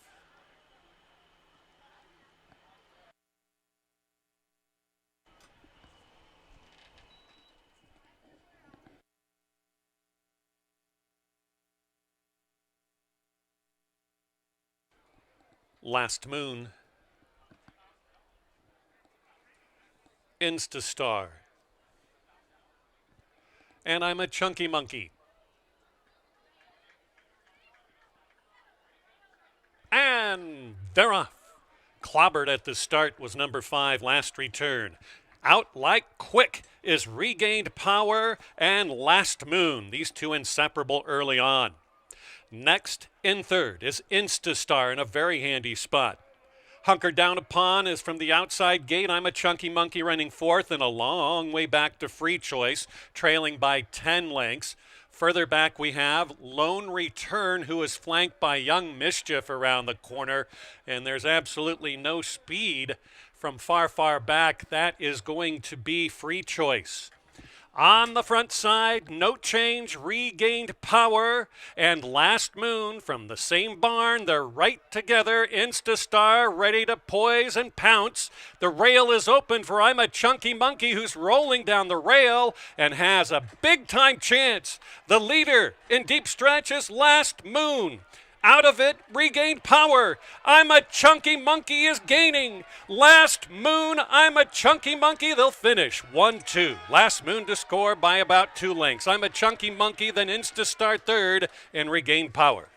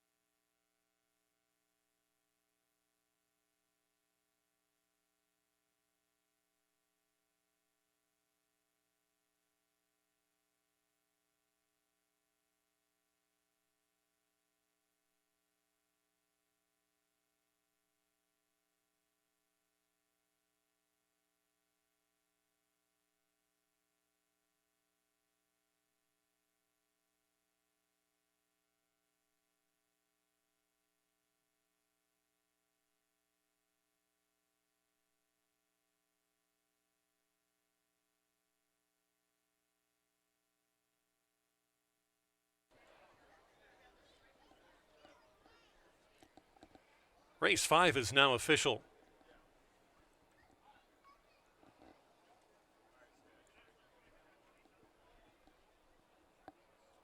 Trifecta $73.65. Race 4 and 5 daily double $17.50.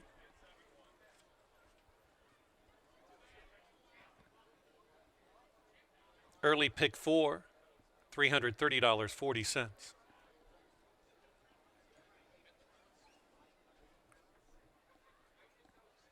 10-cent superfecta, $32.85. Stepping into the winner's enclosure, winner of today's fifth race, number 7, at 5-1. Last Moon, and a riding triple for the number 1 jockey here, Alexander Bendezu. Last Moon is owned by Alejandra Sergiovano, trained by Eduardo Rodriguez.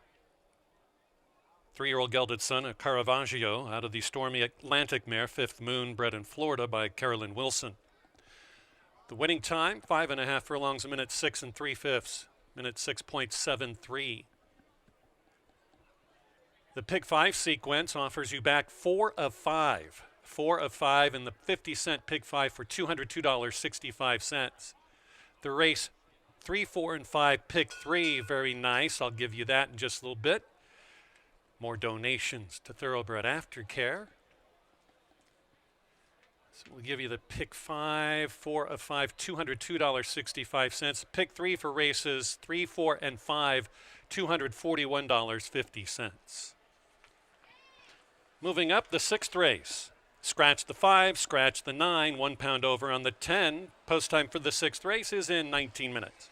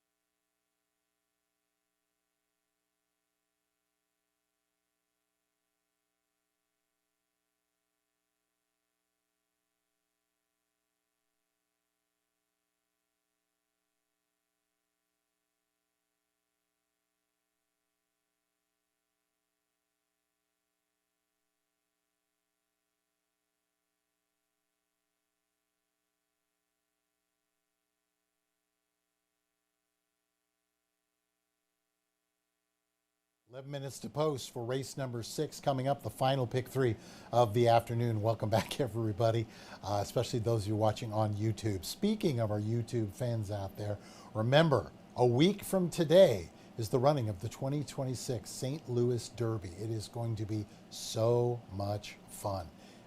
We had 41 horses nominated, and they're going through the box even as we speak. Definitely is going to be a lot of fun, so stay tuned with us. We're looking at a 6 furlongs event. These are 10,000 non-winners of one optional claiming group. These are open, so it's a $19,000 purse. Keith and I couldn't be any farther apart from each other if we tried.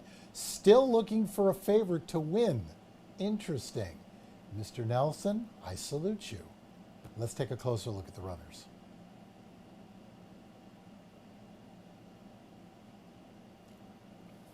As we're looking at the field, I'm going to go with the top selection for yours truly.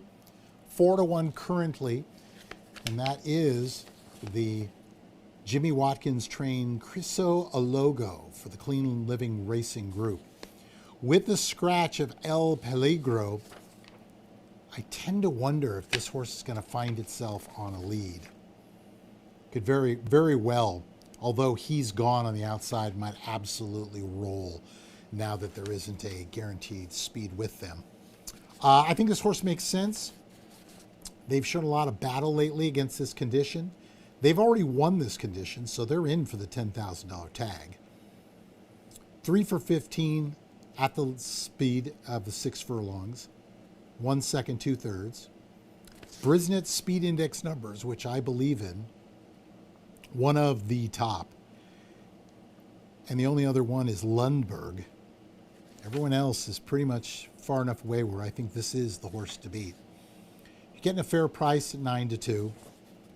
Ademir Santos takes over as Alexander Bendesu had a mount on another horse that got scratched. Considering he's had 3 winners already on the day, I think a lot of the riders are saying, oh, good. 5-year-old son of Boldoro. I'm not sure where we're going to see him. I think he's best suited if he's sitting 1.5 lengths to 2 lengths off early. I don't think he's one that you really want to see on the front end. It's a good-looking horse, as you can see. Well put together, swishing the tail, but that doesn't really bother me. I think it's just hot and it's humid. Nice shorts there, Watkins.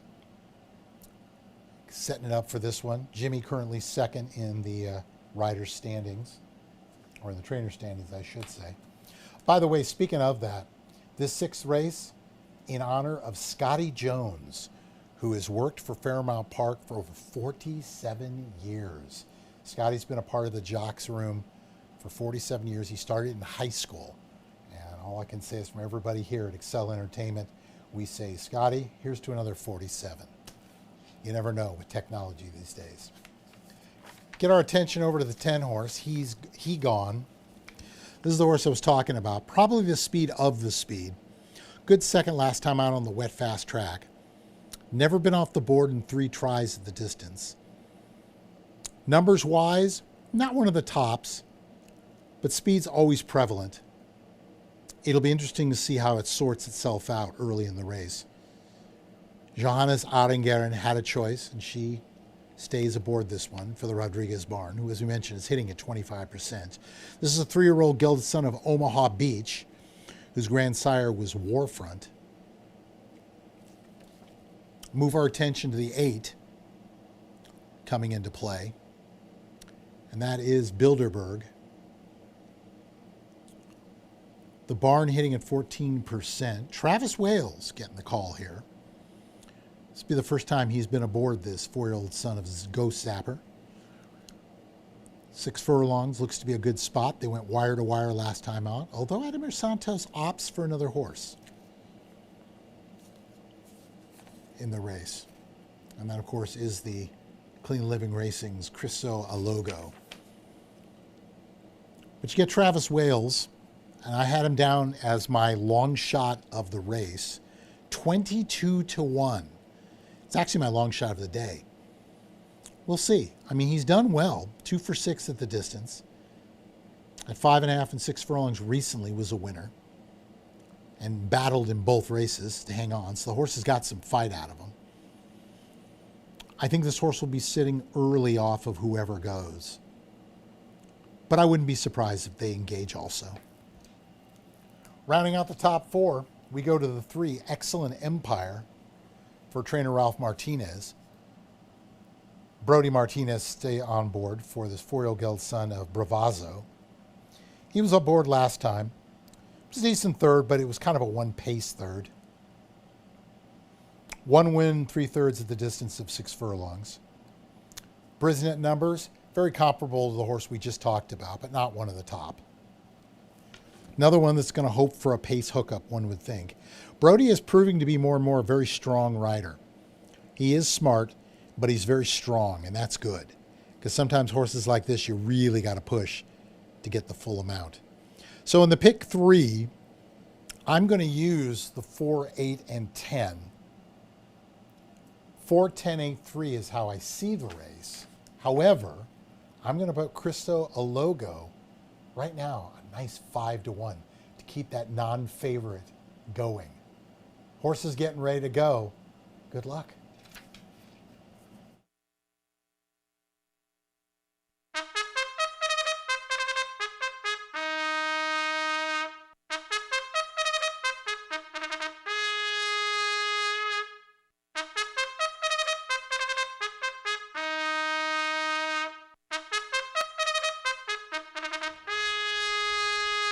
Race number 6, scratch out the 5 and the 9. The 10 is 1 pound over. This is the HBPA Trophy race this weekend as we congratulate long-time employee, 47 years plus, Scotty Jones will be in the winner's circle. And he began some hardware today. $10,000 allowance optional claiming race for a purse of $19,000, 3-year-olds and up. Non-winners of a race other than or in for a $10,000 tag. Win, play, show, wagering, daily double. The final pick 3 on the card starts up with the 6th race. You have trifecta, superfecta, and exacta wagering. 5 minutes for 6 furlongs.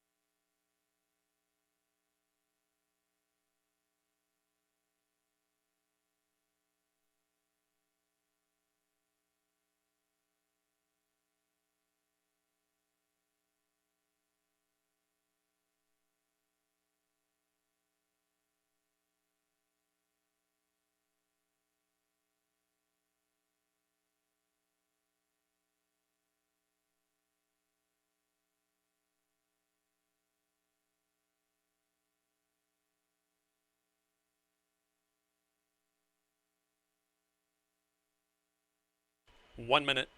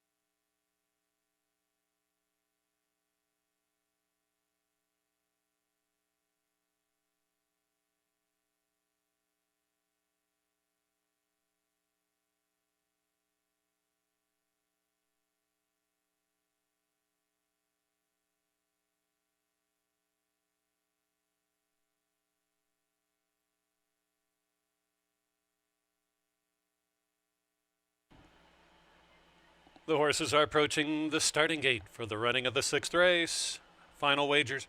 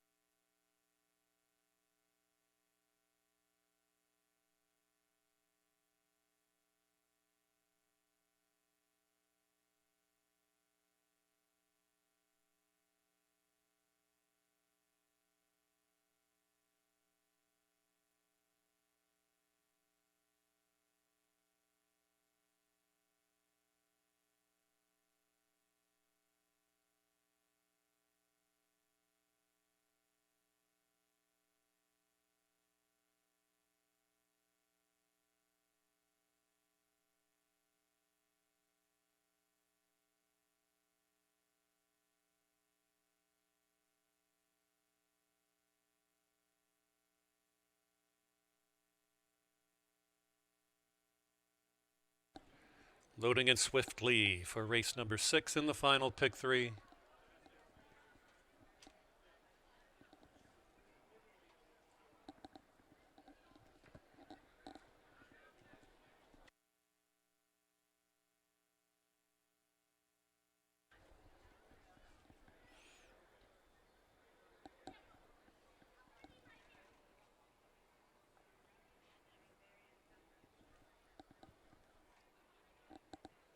Chris Ologo.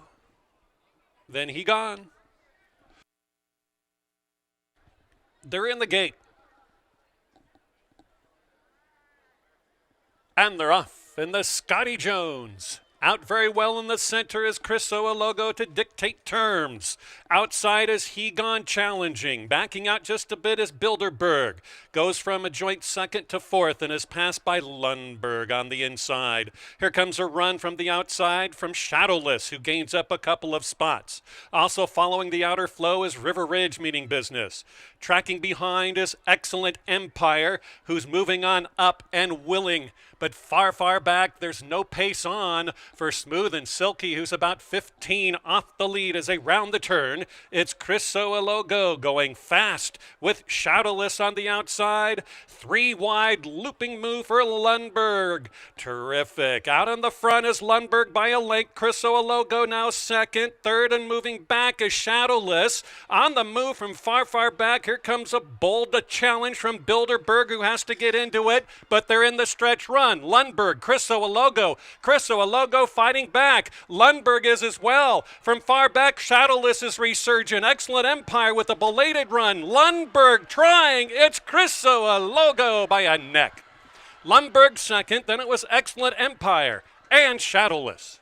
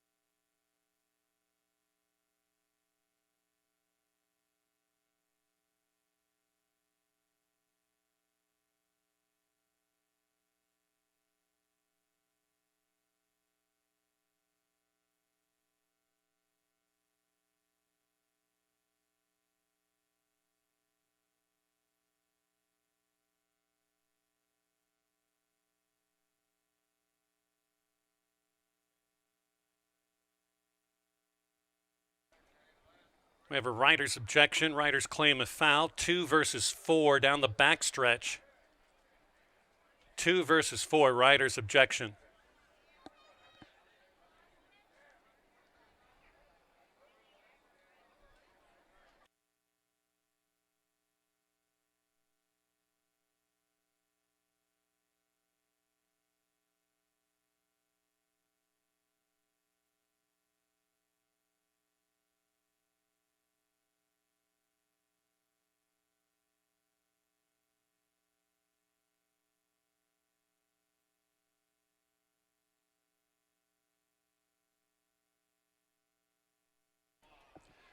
So riders will have some airtime with the stewards. Again, riders' objection, 2 versus 4. Looking at the steward's view as well.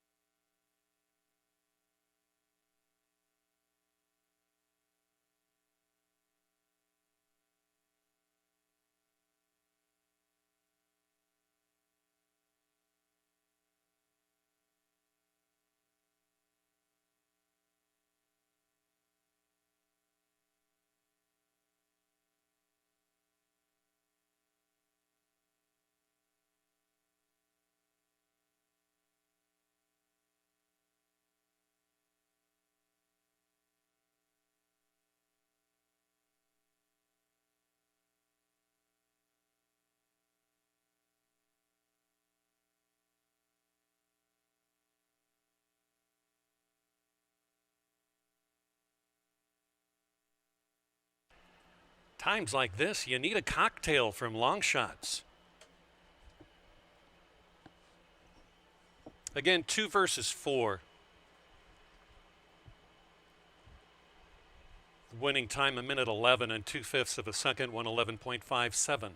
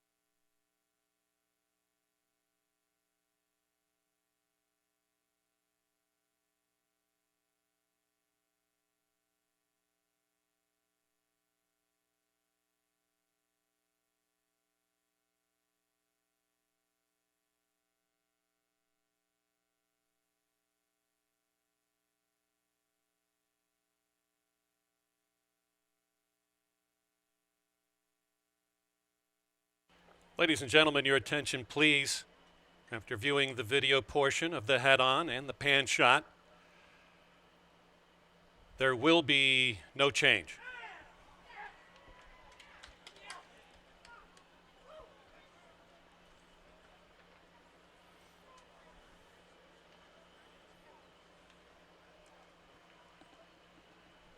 Four, 2, 3, 6 will be official.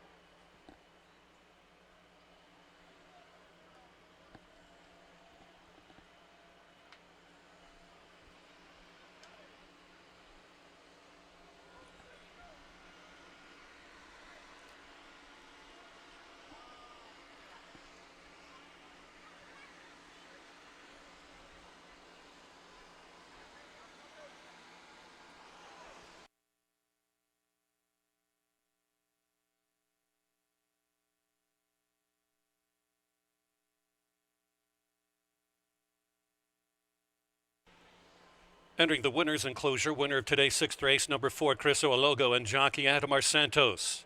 Owned by Clean Living Racing, Keith Throme et al., Jimmy Watkins, the trainer. 5-year-old gelded son of Bolt de Oro out of the Distorted Humor mare, Not a Cat, bred in Kentucky by Windstar Farm LLC. Off odds, 4.5 to 1. Number 2, the runner-up Lundberg, has a new home, was claimed out of race number 6 for $10,000. New owner, Michael Kisner. New trainer, Ralph Martinez. Race number 6, run in honor of a longtime employee here at this track, Mr. Scotty Jones, as we celebrate his 47 years here at Fairmount Park. Many people wish you, Scotty, congratulations. We thank the HBPA. We'll have the hardware presentation in just a minute. Congratulations from all of us here to Scotty Jones.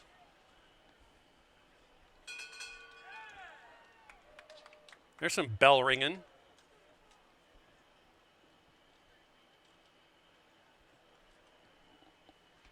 Here are your payoffs. Pick 3 for races 4, 5, and 6, $172.10. The exacta $17.80. Trifecta $47.85. Double for races 5 and 6, 7 with 4, $38.50. 10-cent superfecta for race 6, almost $40. Again, our many thanks going out to longtime employee Scotty Jones in the winner's circle, with the head of the HBPA, Jimmy Watkins, Scott Becker, Megan Brown, and all the others that make this place go. We appreciate you guys for being out here today on a beautiful day. Race number 7 and 8 still yet to come. We will have college presentations for being a college day, just a week late. Race number 7, we'll do that bit of business in the winner's circle. In the upcoming 7th race, scratch out the 2 and 3. Post time for the 7th race in 20 minutes.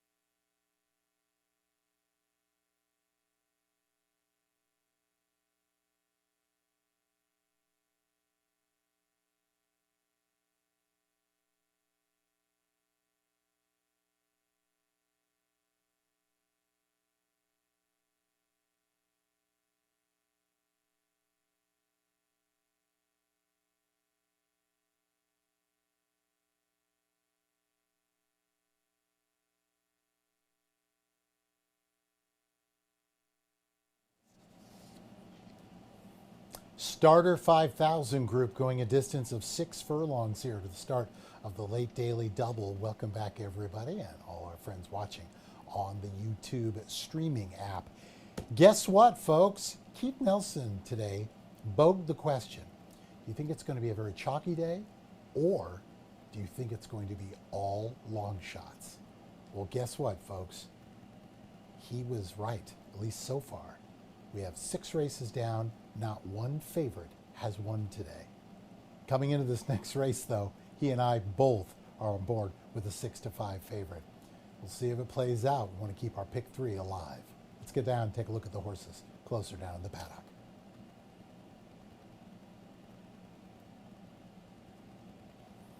Interesting indeed. A horse right in front of us here is the 6 horse, Zumbi. Zumbi is flashing that tail. I never like to see that. That is an angry horse right now. But that's it. Seems to be behaving and is getting tacked up very quickly here by trainer Ralph Martinez. He hands the reins over, back to Alexander Bendesu, who's looking for his 4th winner on today's card. Horse last time out against an optional group, not so bueno. However, if you go to the previous 3, they were all starter 5,000s, 2 winners and a 4th.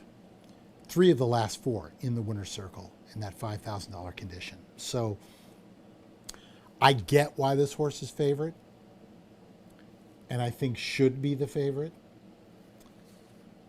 But the morning line actually had another horse favored in this race, and currently they are not. In fact, they are a decent long shot. We'll get to that in just a moment. As far as Zumbi is concerned, I see speed in the race, so I think Zumbi can sit just off of them, make one run at the head of the lane, and hopefully it's good enough to get the money. I like where they're going with it. On the verge of 309,000 in total for the 7-year-old gelded son of cross traffic. 7 for 22 at the distance in the winner's circle. Looks like the horse to beat. Right now it's 6-5. All right, let's get to the 8 horse. This is the one that I think is interesting from a standpoint not a lot of people are jumping on board. This horse was soundly beat last time out. 11 for 30 lifetime for Eduardo Rodriguez. This will be the 3rd try over here at Fairmount Park since leaving Hawthorne. They won in the debut against Starter 4000. Tried the optional 15 group, and it was just too tough for them. Now they're coming back down. They've got a little bit of speed. I think the horse totally makes sense in this situation. I think either one of them can win this race. Hence why I'm actually using all 3 that you see on that little placard in the lower third. 10 horse is Recorino. Armando Hernandez bringing over from Hawthorne by way of Oaklawn Park. This is an 8-year-old son of Mineshaft who actually went in 2019 for $90,000. So they paid a fair amount of money. Distance-wise, likes the distance, but not necessarily as a win. 25 starts, 2 wins, 10 seconds, 3/3, and gets a decent number. Good-looking horse, nice and relaxed, ears kind of going back and forth. As I've mentioned before on the broadcast, I was taught that by a couple of riders a long time ago. When you see the ears going back and forth, that's a good sign, because that means 1, they're very aware of what's around them, and 2, they're kind of assessing the competition. Not acting up at all. You notice, curious, just kind of looking around at everybody. That's what you want to see. I like what I'm seeing there. So this is a very interesting race. With the scratch of the 3, looking for Bala, who was in my top 4, if I was going to add somebody, I'm not sure where I would go. I mean, probably the 7, We Miss Argentina, or We Miss Arlington, I'm sorry, for those fans of the former Arlington racetrack. They're probably the speed of the speed. However, I think there's enough speed in the race that I'm not so sure you're going to want to be on that front end. So I've got it 6, 8, 10. We're using all 3 in our late pick 3, and hopefully scratch our way into the final race on the card. So 10 minutes to post. Race number 7, Starter 5,000 group going 6 furlongs. Good luck.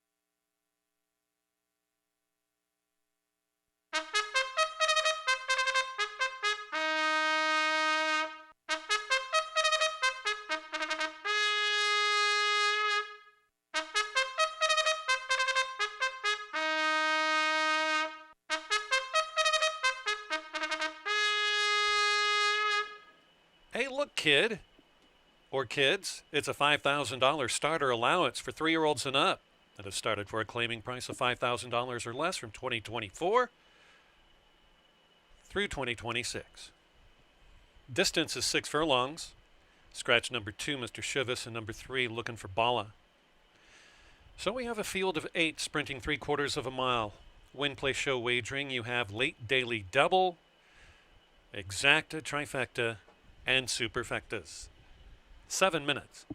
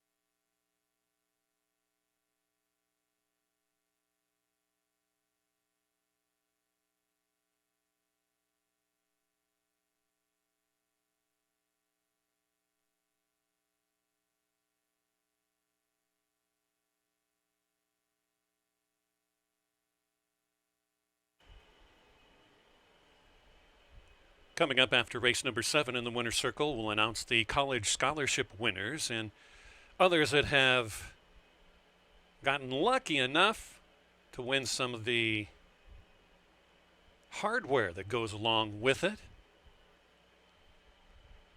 Also, we'd like to announce that Fairmount Park is hosting its first farmers market coming up on Tuesday, August 25th from 4 p.m. to 6 o'clock. Guests will have a chance to buy local source produce, with each purchase coming in a Fairmount Park Casino and Racing Farmers Market bag. The market will benefit Operation Food Search. So join us for 10 live races starting at 1:30 this coming Tuesday, featuring the Mile and a Half 2026 Iron Horse Distance Series, Part 4, for a purse of over $22,000 if all show up to the paddock. Great racing, 95 horses entered for 10 races on Tuesday, along with the farmers market and produce. It's not to like. Post time coming up for race 7 and the late double in 5 minutes.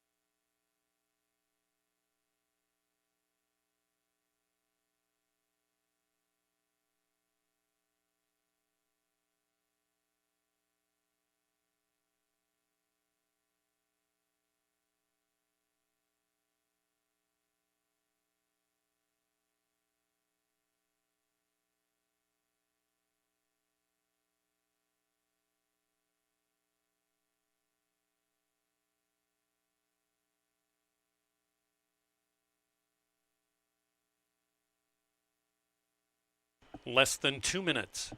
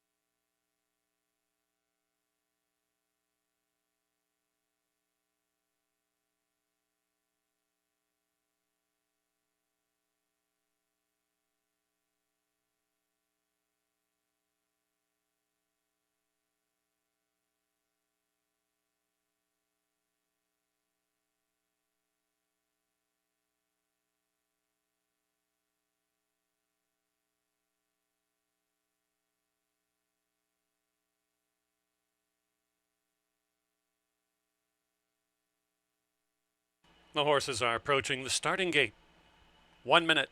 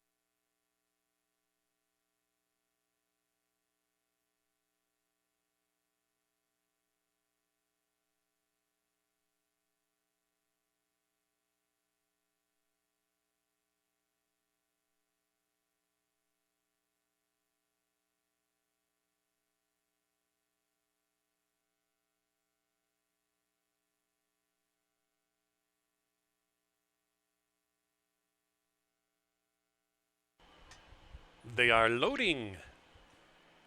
Bernie Lomax and We Miss Arlington.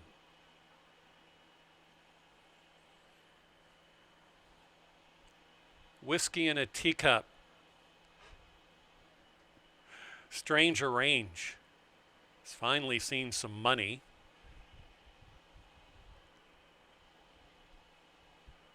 Moving in is Chavi.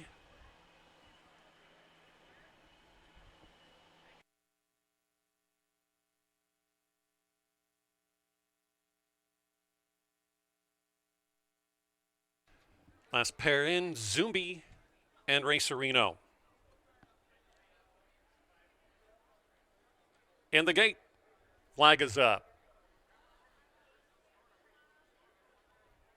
And they're off. Unattentive at the start was number 7, We Miss Arlington, out the back. Racerino took the advantage and has the front with Bernie Lomax, these two running right together. Bernie Lomax asserts on the board at 6-1 and is out by almost a 2-length lead. Rushing up after missing the break is We Miss Arlington, all the way up from last to second. Next comes Chavi, who's running on that one's outside in a very good spot. Zumbi is well maintained along the inside finish, is running up into 4th, flanked on the outer by Racerino. Next comes Stranger Range off the pace. Last two around the turn, Whiskey in a Teacup and late running Macaw Matt. 22 3/5 of a second. Not much between Bernie Lomax and Chavi, who now comes over to inherit the lead. Chavi by a neck over Bernie Lomax. 3 deep or 4 deep is Racerino. Following the outer flow comes Stranger Range. These 5 line up, and the split's coming from Zumbi in the orange right in the center. Zumbi trying to poke a nose up, and Zumbi looks live. Is out there, but has to run down Chavi, who is not short. Chavi on the board at 5-1, spurts right away and scores. Zumbi second. The oncoming Whiskey in a Teacup captured third, and I believe Bernie Lomax lasted for 4th.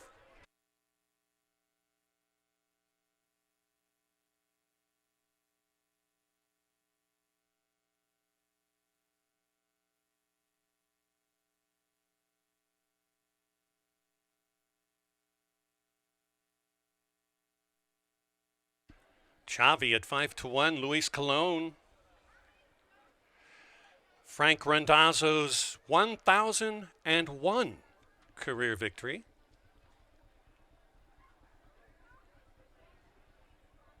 Test 1 2, test 1 2.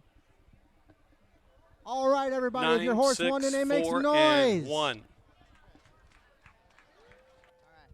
In the winner's circle, we have the winners of our college scholarship drawing today. Thank you guys for coming out. If you participated and if you won, congratulations.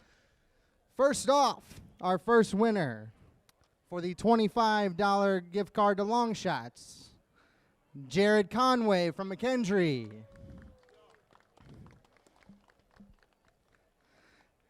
Second, winner of the gift basket, the first gift basket, Bryce Robbins from McKendree. Thank you very much. The second gift basket, Aaron Porter from Principia College. All right, now we get into the big stuff. For the exclusive day at the races, Will Kilmeck. He's from McKendree. And now we get into the fun stuff. For the first set of Apple AirPods, Ethan Nugent from SIUE. The second set of Apple AirPods, Casey Bell, also a Cougar from SIUE. The first MacBook Air, this is an essential product. The first MacBook Air is Eric Denny from Lindenwood across the river. Eric? All right. The second MacBook Air, Emma Martinez from SIUE. She's also one of the bartenders here in Longshots. If you see her, tell her congratulations. Okay, now our two grand prizes. First off, our online winner from the reschedule of this day. The first $1,000 goes to Lauren Sewell from Murray State. She was a winner online. And finally, I think he knows what he's getting. Parker Fleming from Swick. He is our winner of $1,000. Thank you guys so much for coming out and playing. Enjoy the last race. And as always, visit us next weekend. We've got the St. Louis Derby for you. That's race number 10 on the card. Good luck, everybody.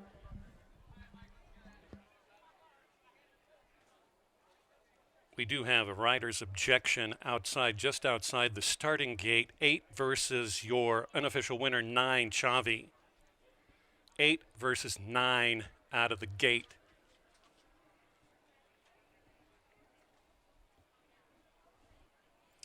Chavi, owned by Kathleen Barbeau, trained by Frank Randazzo Jr., is a 4-year-old gelded son of Great Notion out of the Dixie Union mare Sister Pippa, bred in Kentucky by Silverton Hill LLC. This is under rider's objection, 8 versus 9 at the start.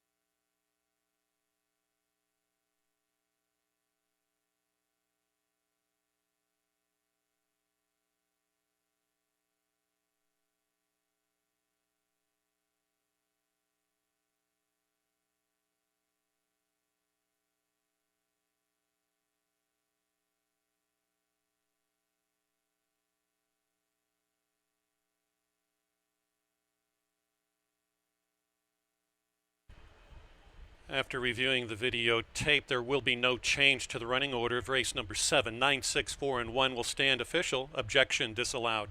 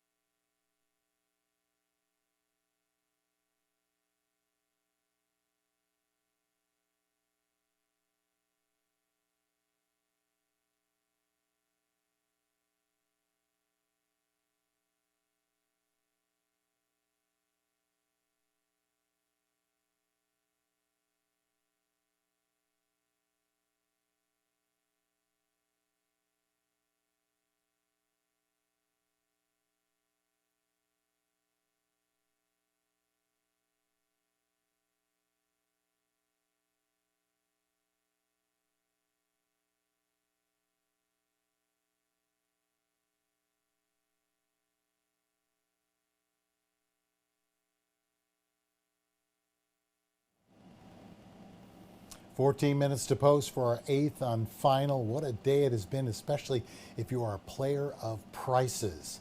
Welcome back, everybody, all of our friends watching on YouTube. Sometimes I think we get a bad rep. They'll say, oh, it's nothing but chalk there. We have 7 races down, 1 to go. There has been no favorites hitting today. And I will also mention, because I think it's very important to mention on this situation, is that the horses that have won, they've all made sense. May not have had them on top in our selection, but out of the top 4, I would say practically all 7 of them, 1 of them ended up hitting. So what that tells you is it's not like crazy horses are winning. It just shows you there is some value to be found right here at Fairmount Park. The 8th race is coming up. Want to remind you, Tuesday, we have a 10-race card. We are making up some of the races that we lost during that heat wave where we had to cancel racing last Saturday. I believe it was last Saturday.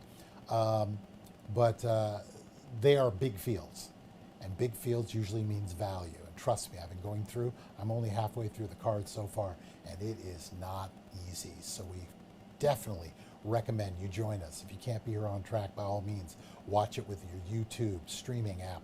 And coming up on Saturday, it's the big one, the 2026 St. Louis Derby. It is going to be an amazing day. There's going to be all kinds of specials going on throughout the track. You are going to want to be here. I can let you right now, if you want to get in the VIP area, not this time, sold out. But there's going to be plenty of spaces for everyone throughout the facility. So let's get down to this 8th and final to close things out. A $4,000 conditional claimer going 6 furlongs. Let's take a look at the runners.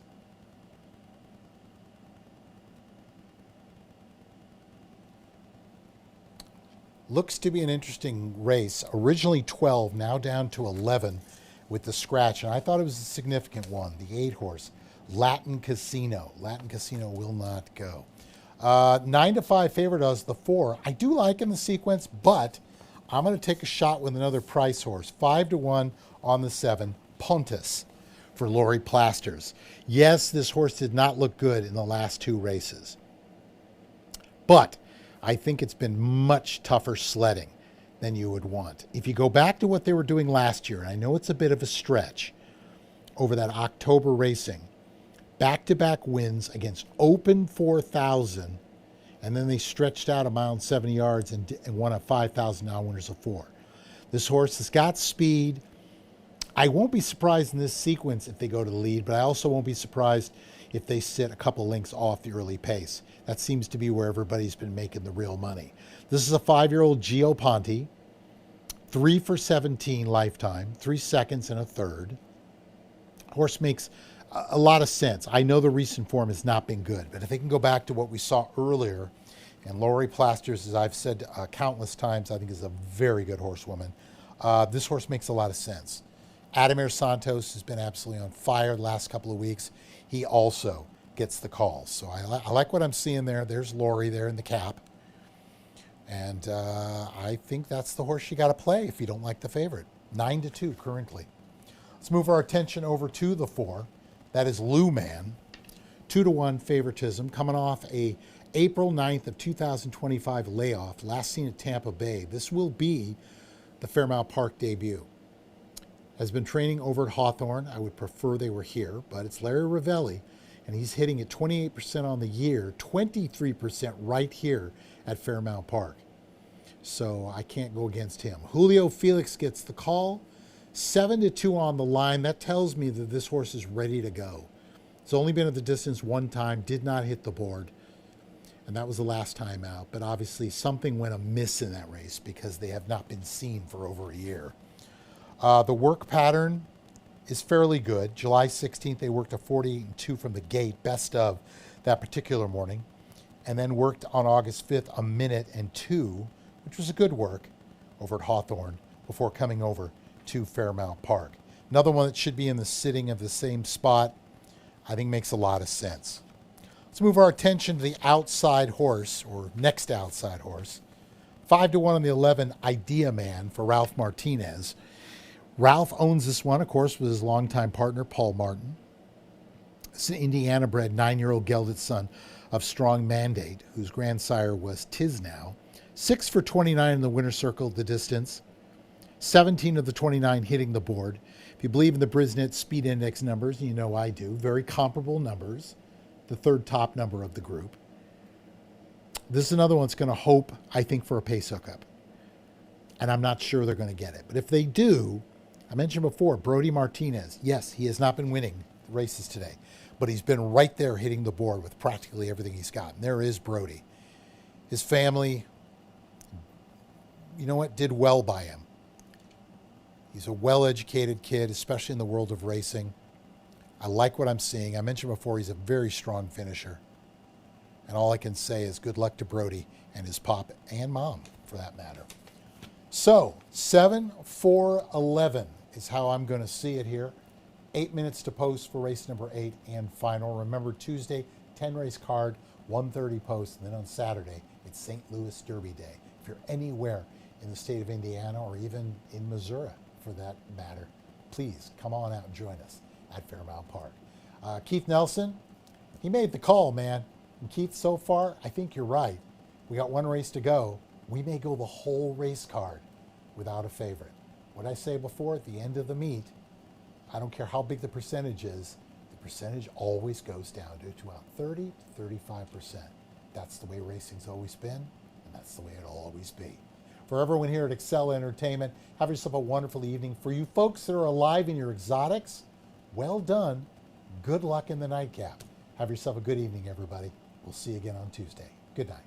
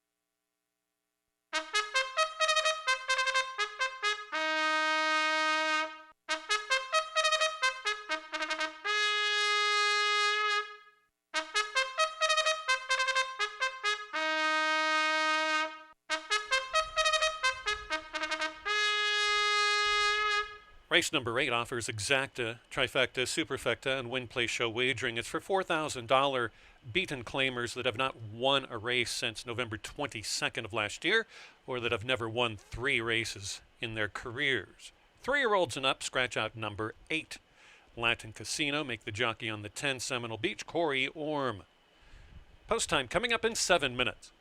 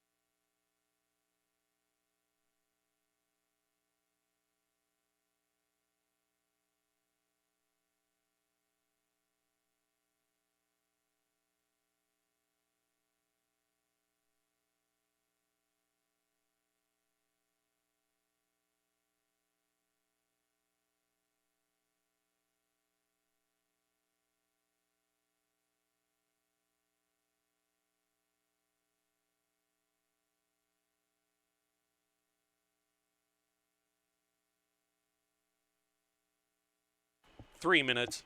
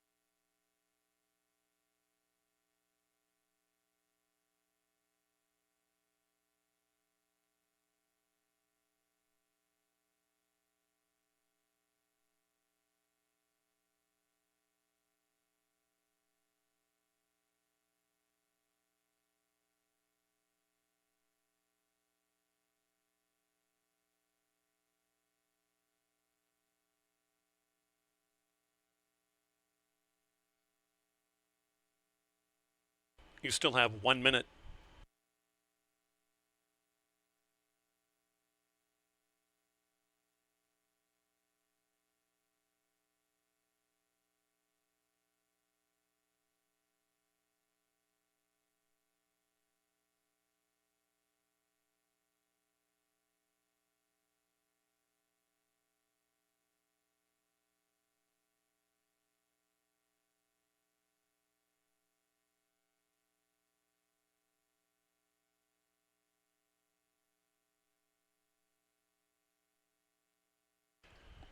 Field of 11 approaching the starting gate.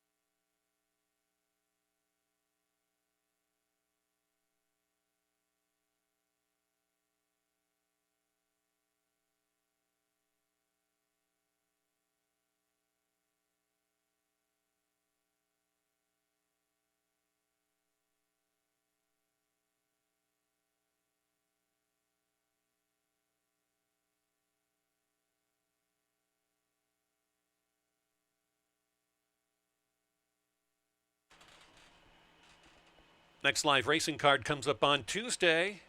Hope to see you here. 10 races, 95 horses entered. And then a week from today, the $250,000 St. Louis Derby for 3-year-olds. Field of 8 featuring a runner from Ken McPeak, 2 from Wesley Ward. That will be the last of 10 races on next Saturday's card.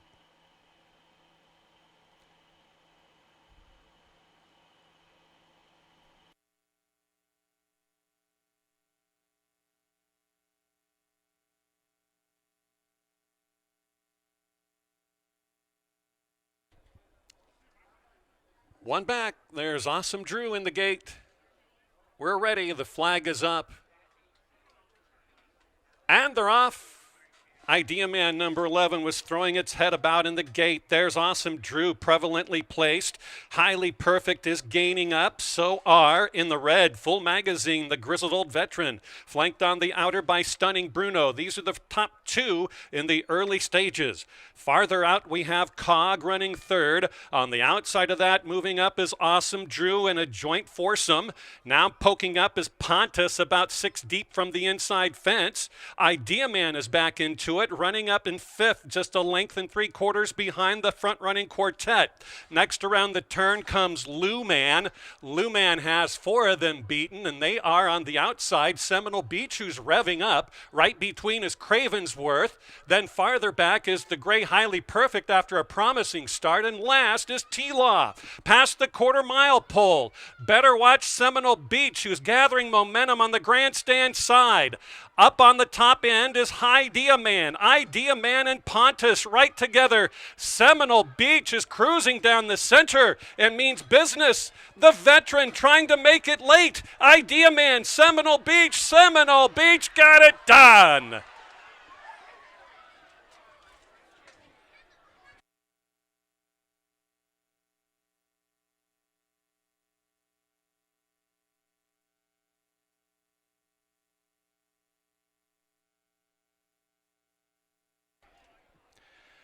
That old 8-year-old gelded son of the great ghost zapper, Corey Orm, a pickup mount, scores, and this one was hammered late at the windows, off odds 5-1.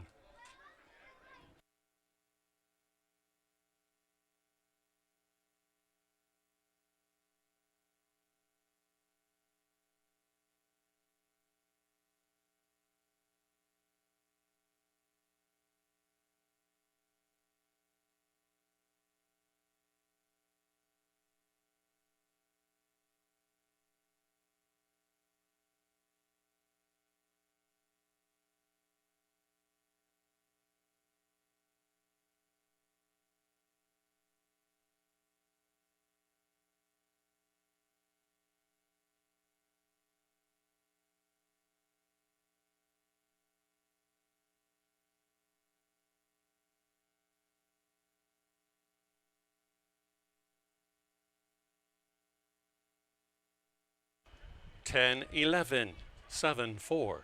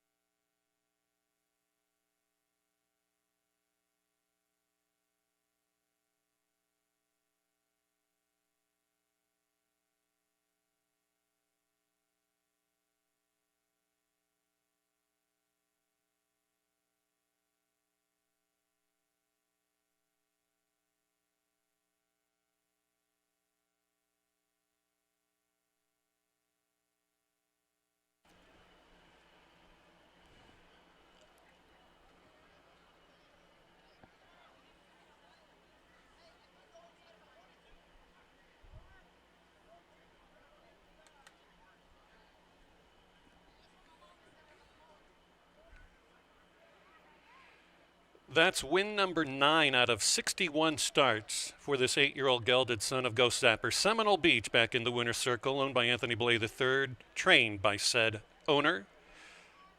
The pickup mount went to Corey Orm. Congratulations to the winning connections. Seminole Beach out of a Smart Strike mare, Gauche, bred in Kentucky by Thomas Conway. The 10-cent superfecta, $64.59. The late pick 3 pays 2 of 3. The late double, 9 with 10, $59.40. The late pick 4, $1,500. The late pick 3, 2 of 3 for $36.90. Seminole Beach paid $12.80, $6, and $3.80. Money for Thoroughbred Aftercare. We'll see you back here very, very soon on a day that had no parimutuel favorites winning. Post time for our day of Tuesday coming up. The first of 10 races at 1:30 Central. Have a great rest of your Saturday night.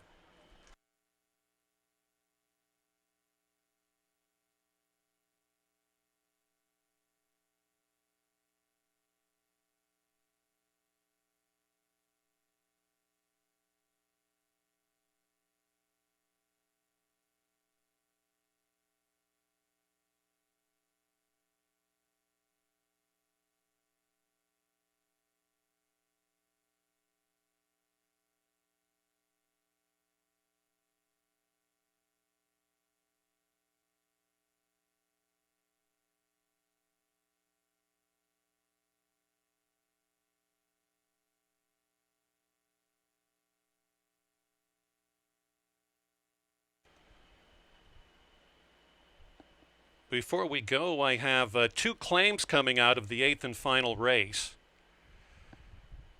In race 8, number 4, Luman, was claimed by new owner Ronald Brockmeyer. Will be under the guidance of Max Quinones. So Luman goes to Max Quinones and Ronald Brockmeyer. And number 7, Pontus, will go to Hugo Rodriguez, involves Thoroughbreds LLC. That is all.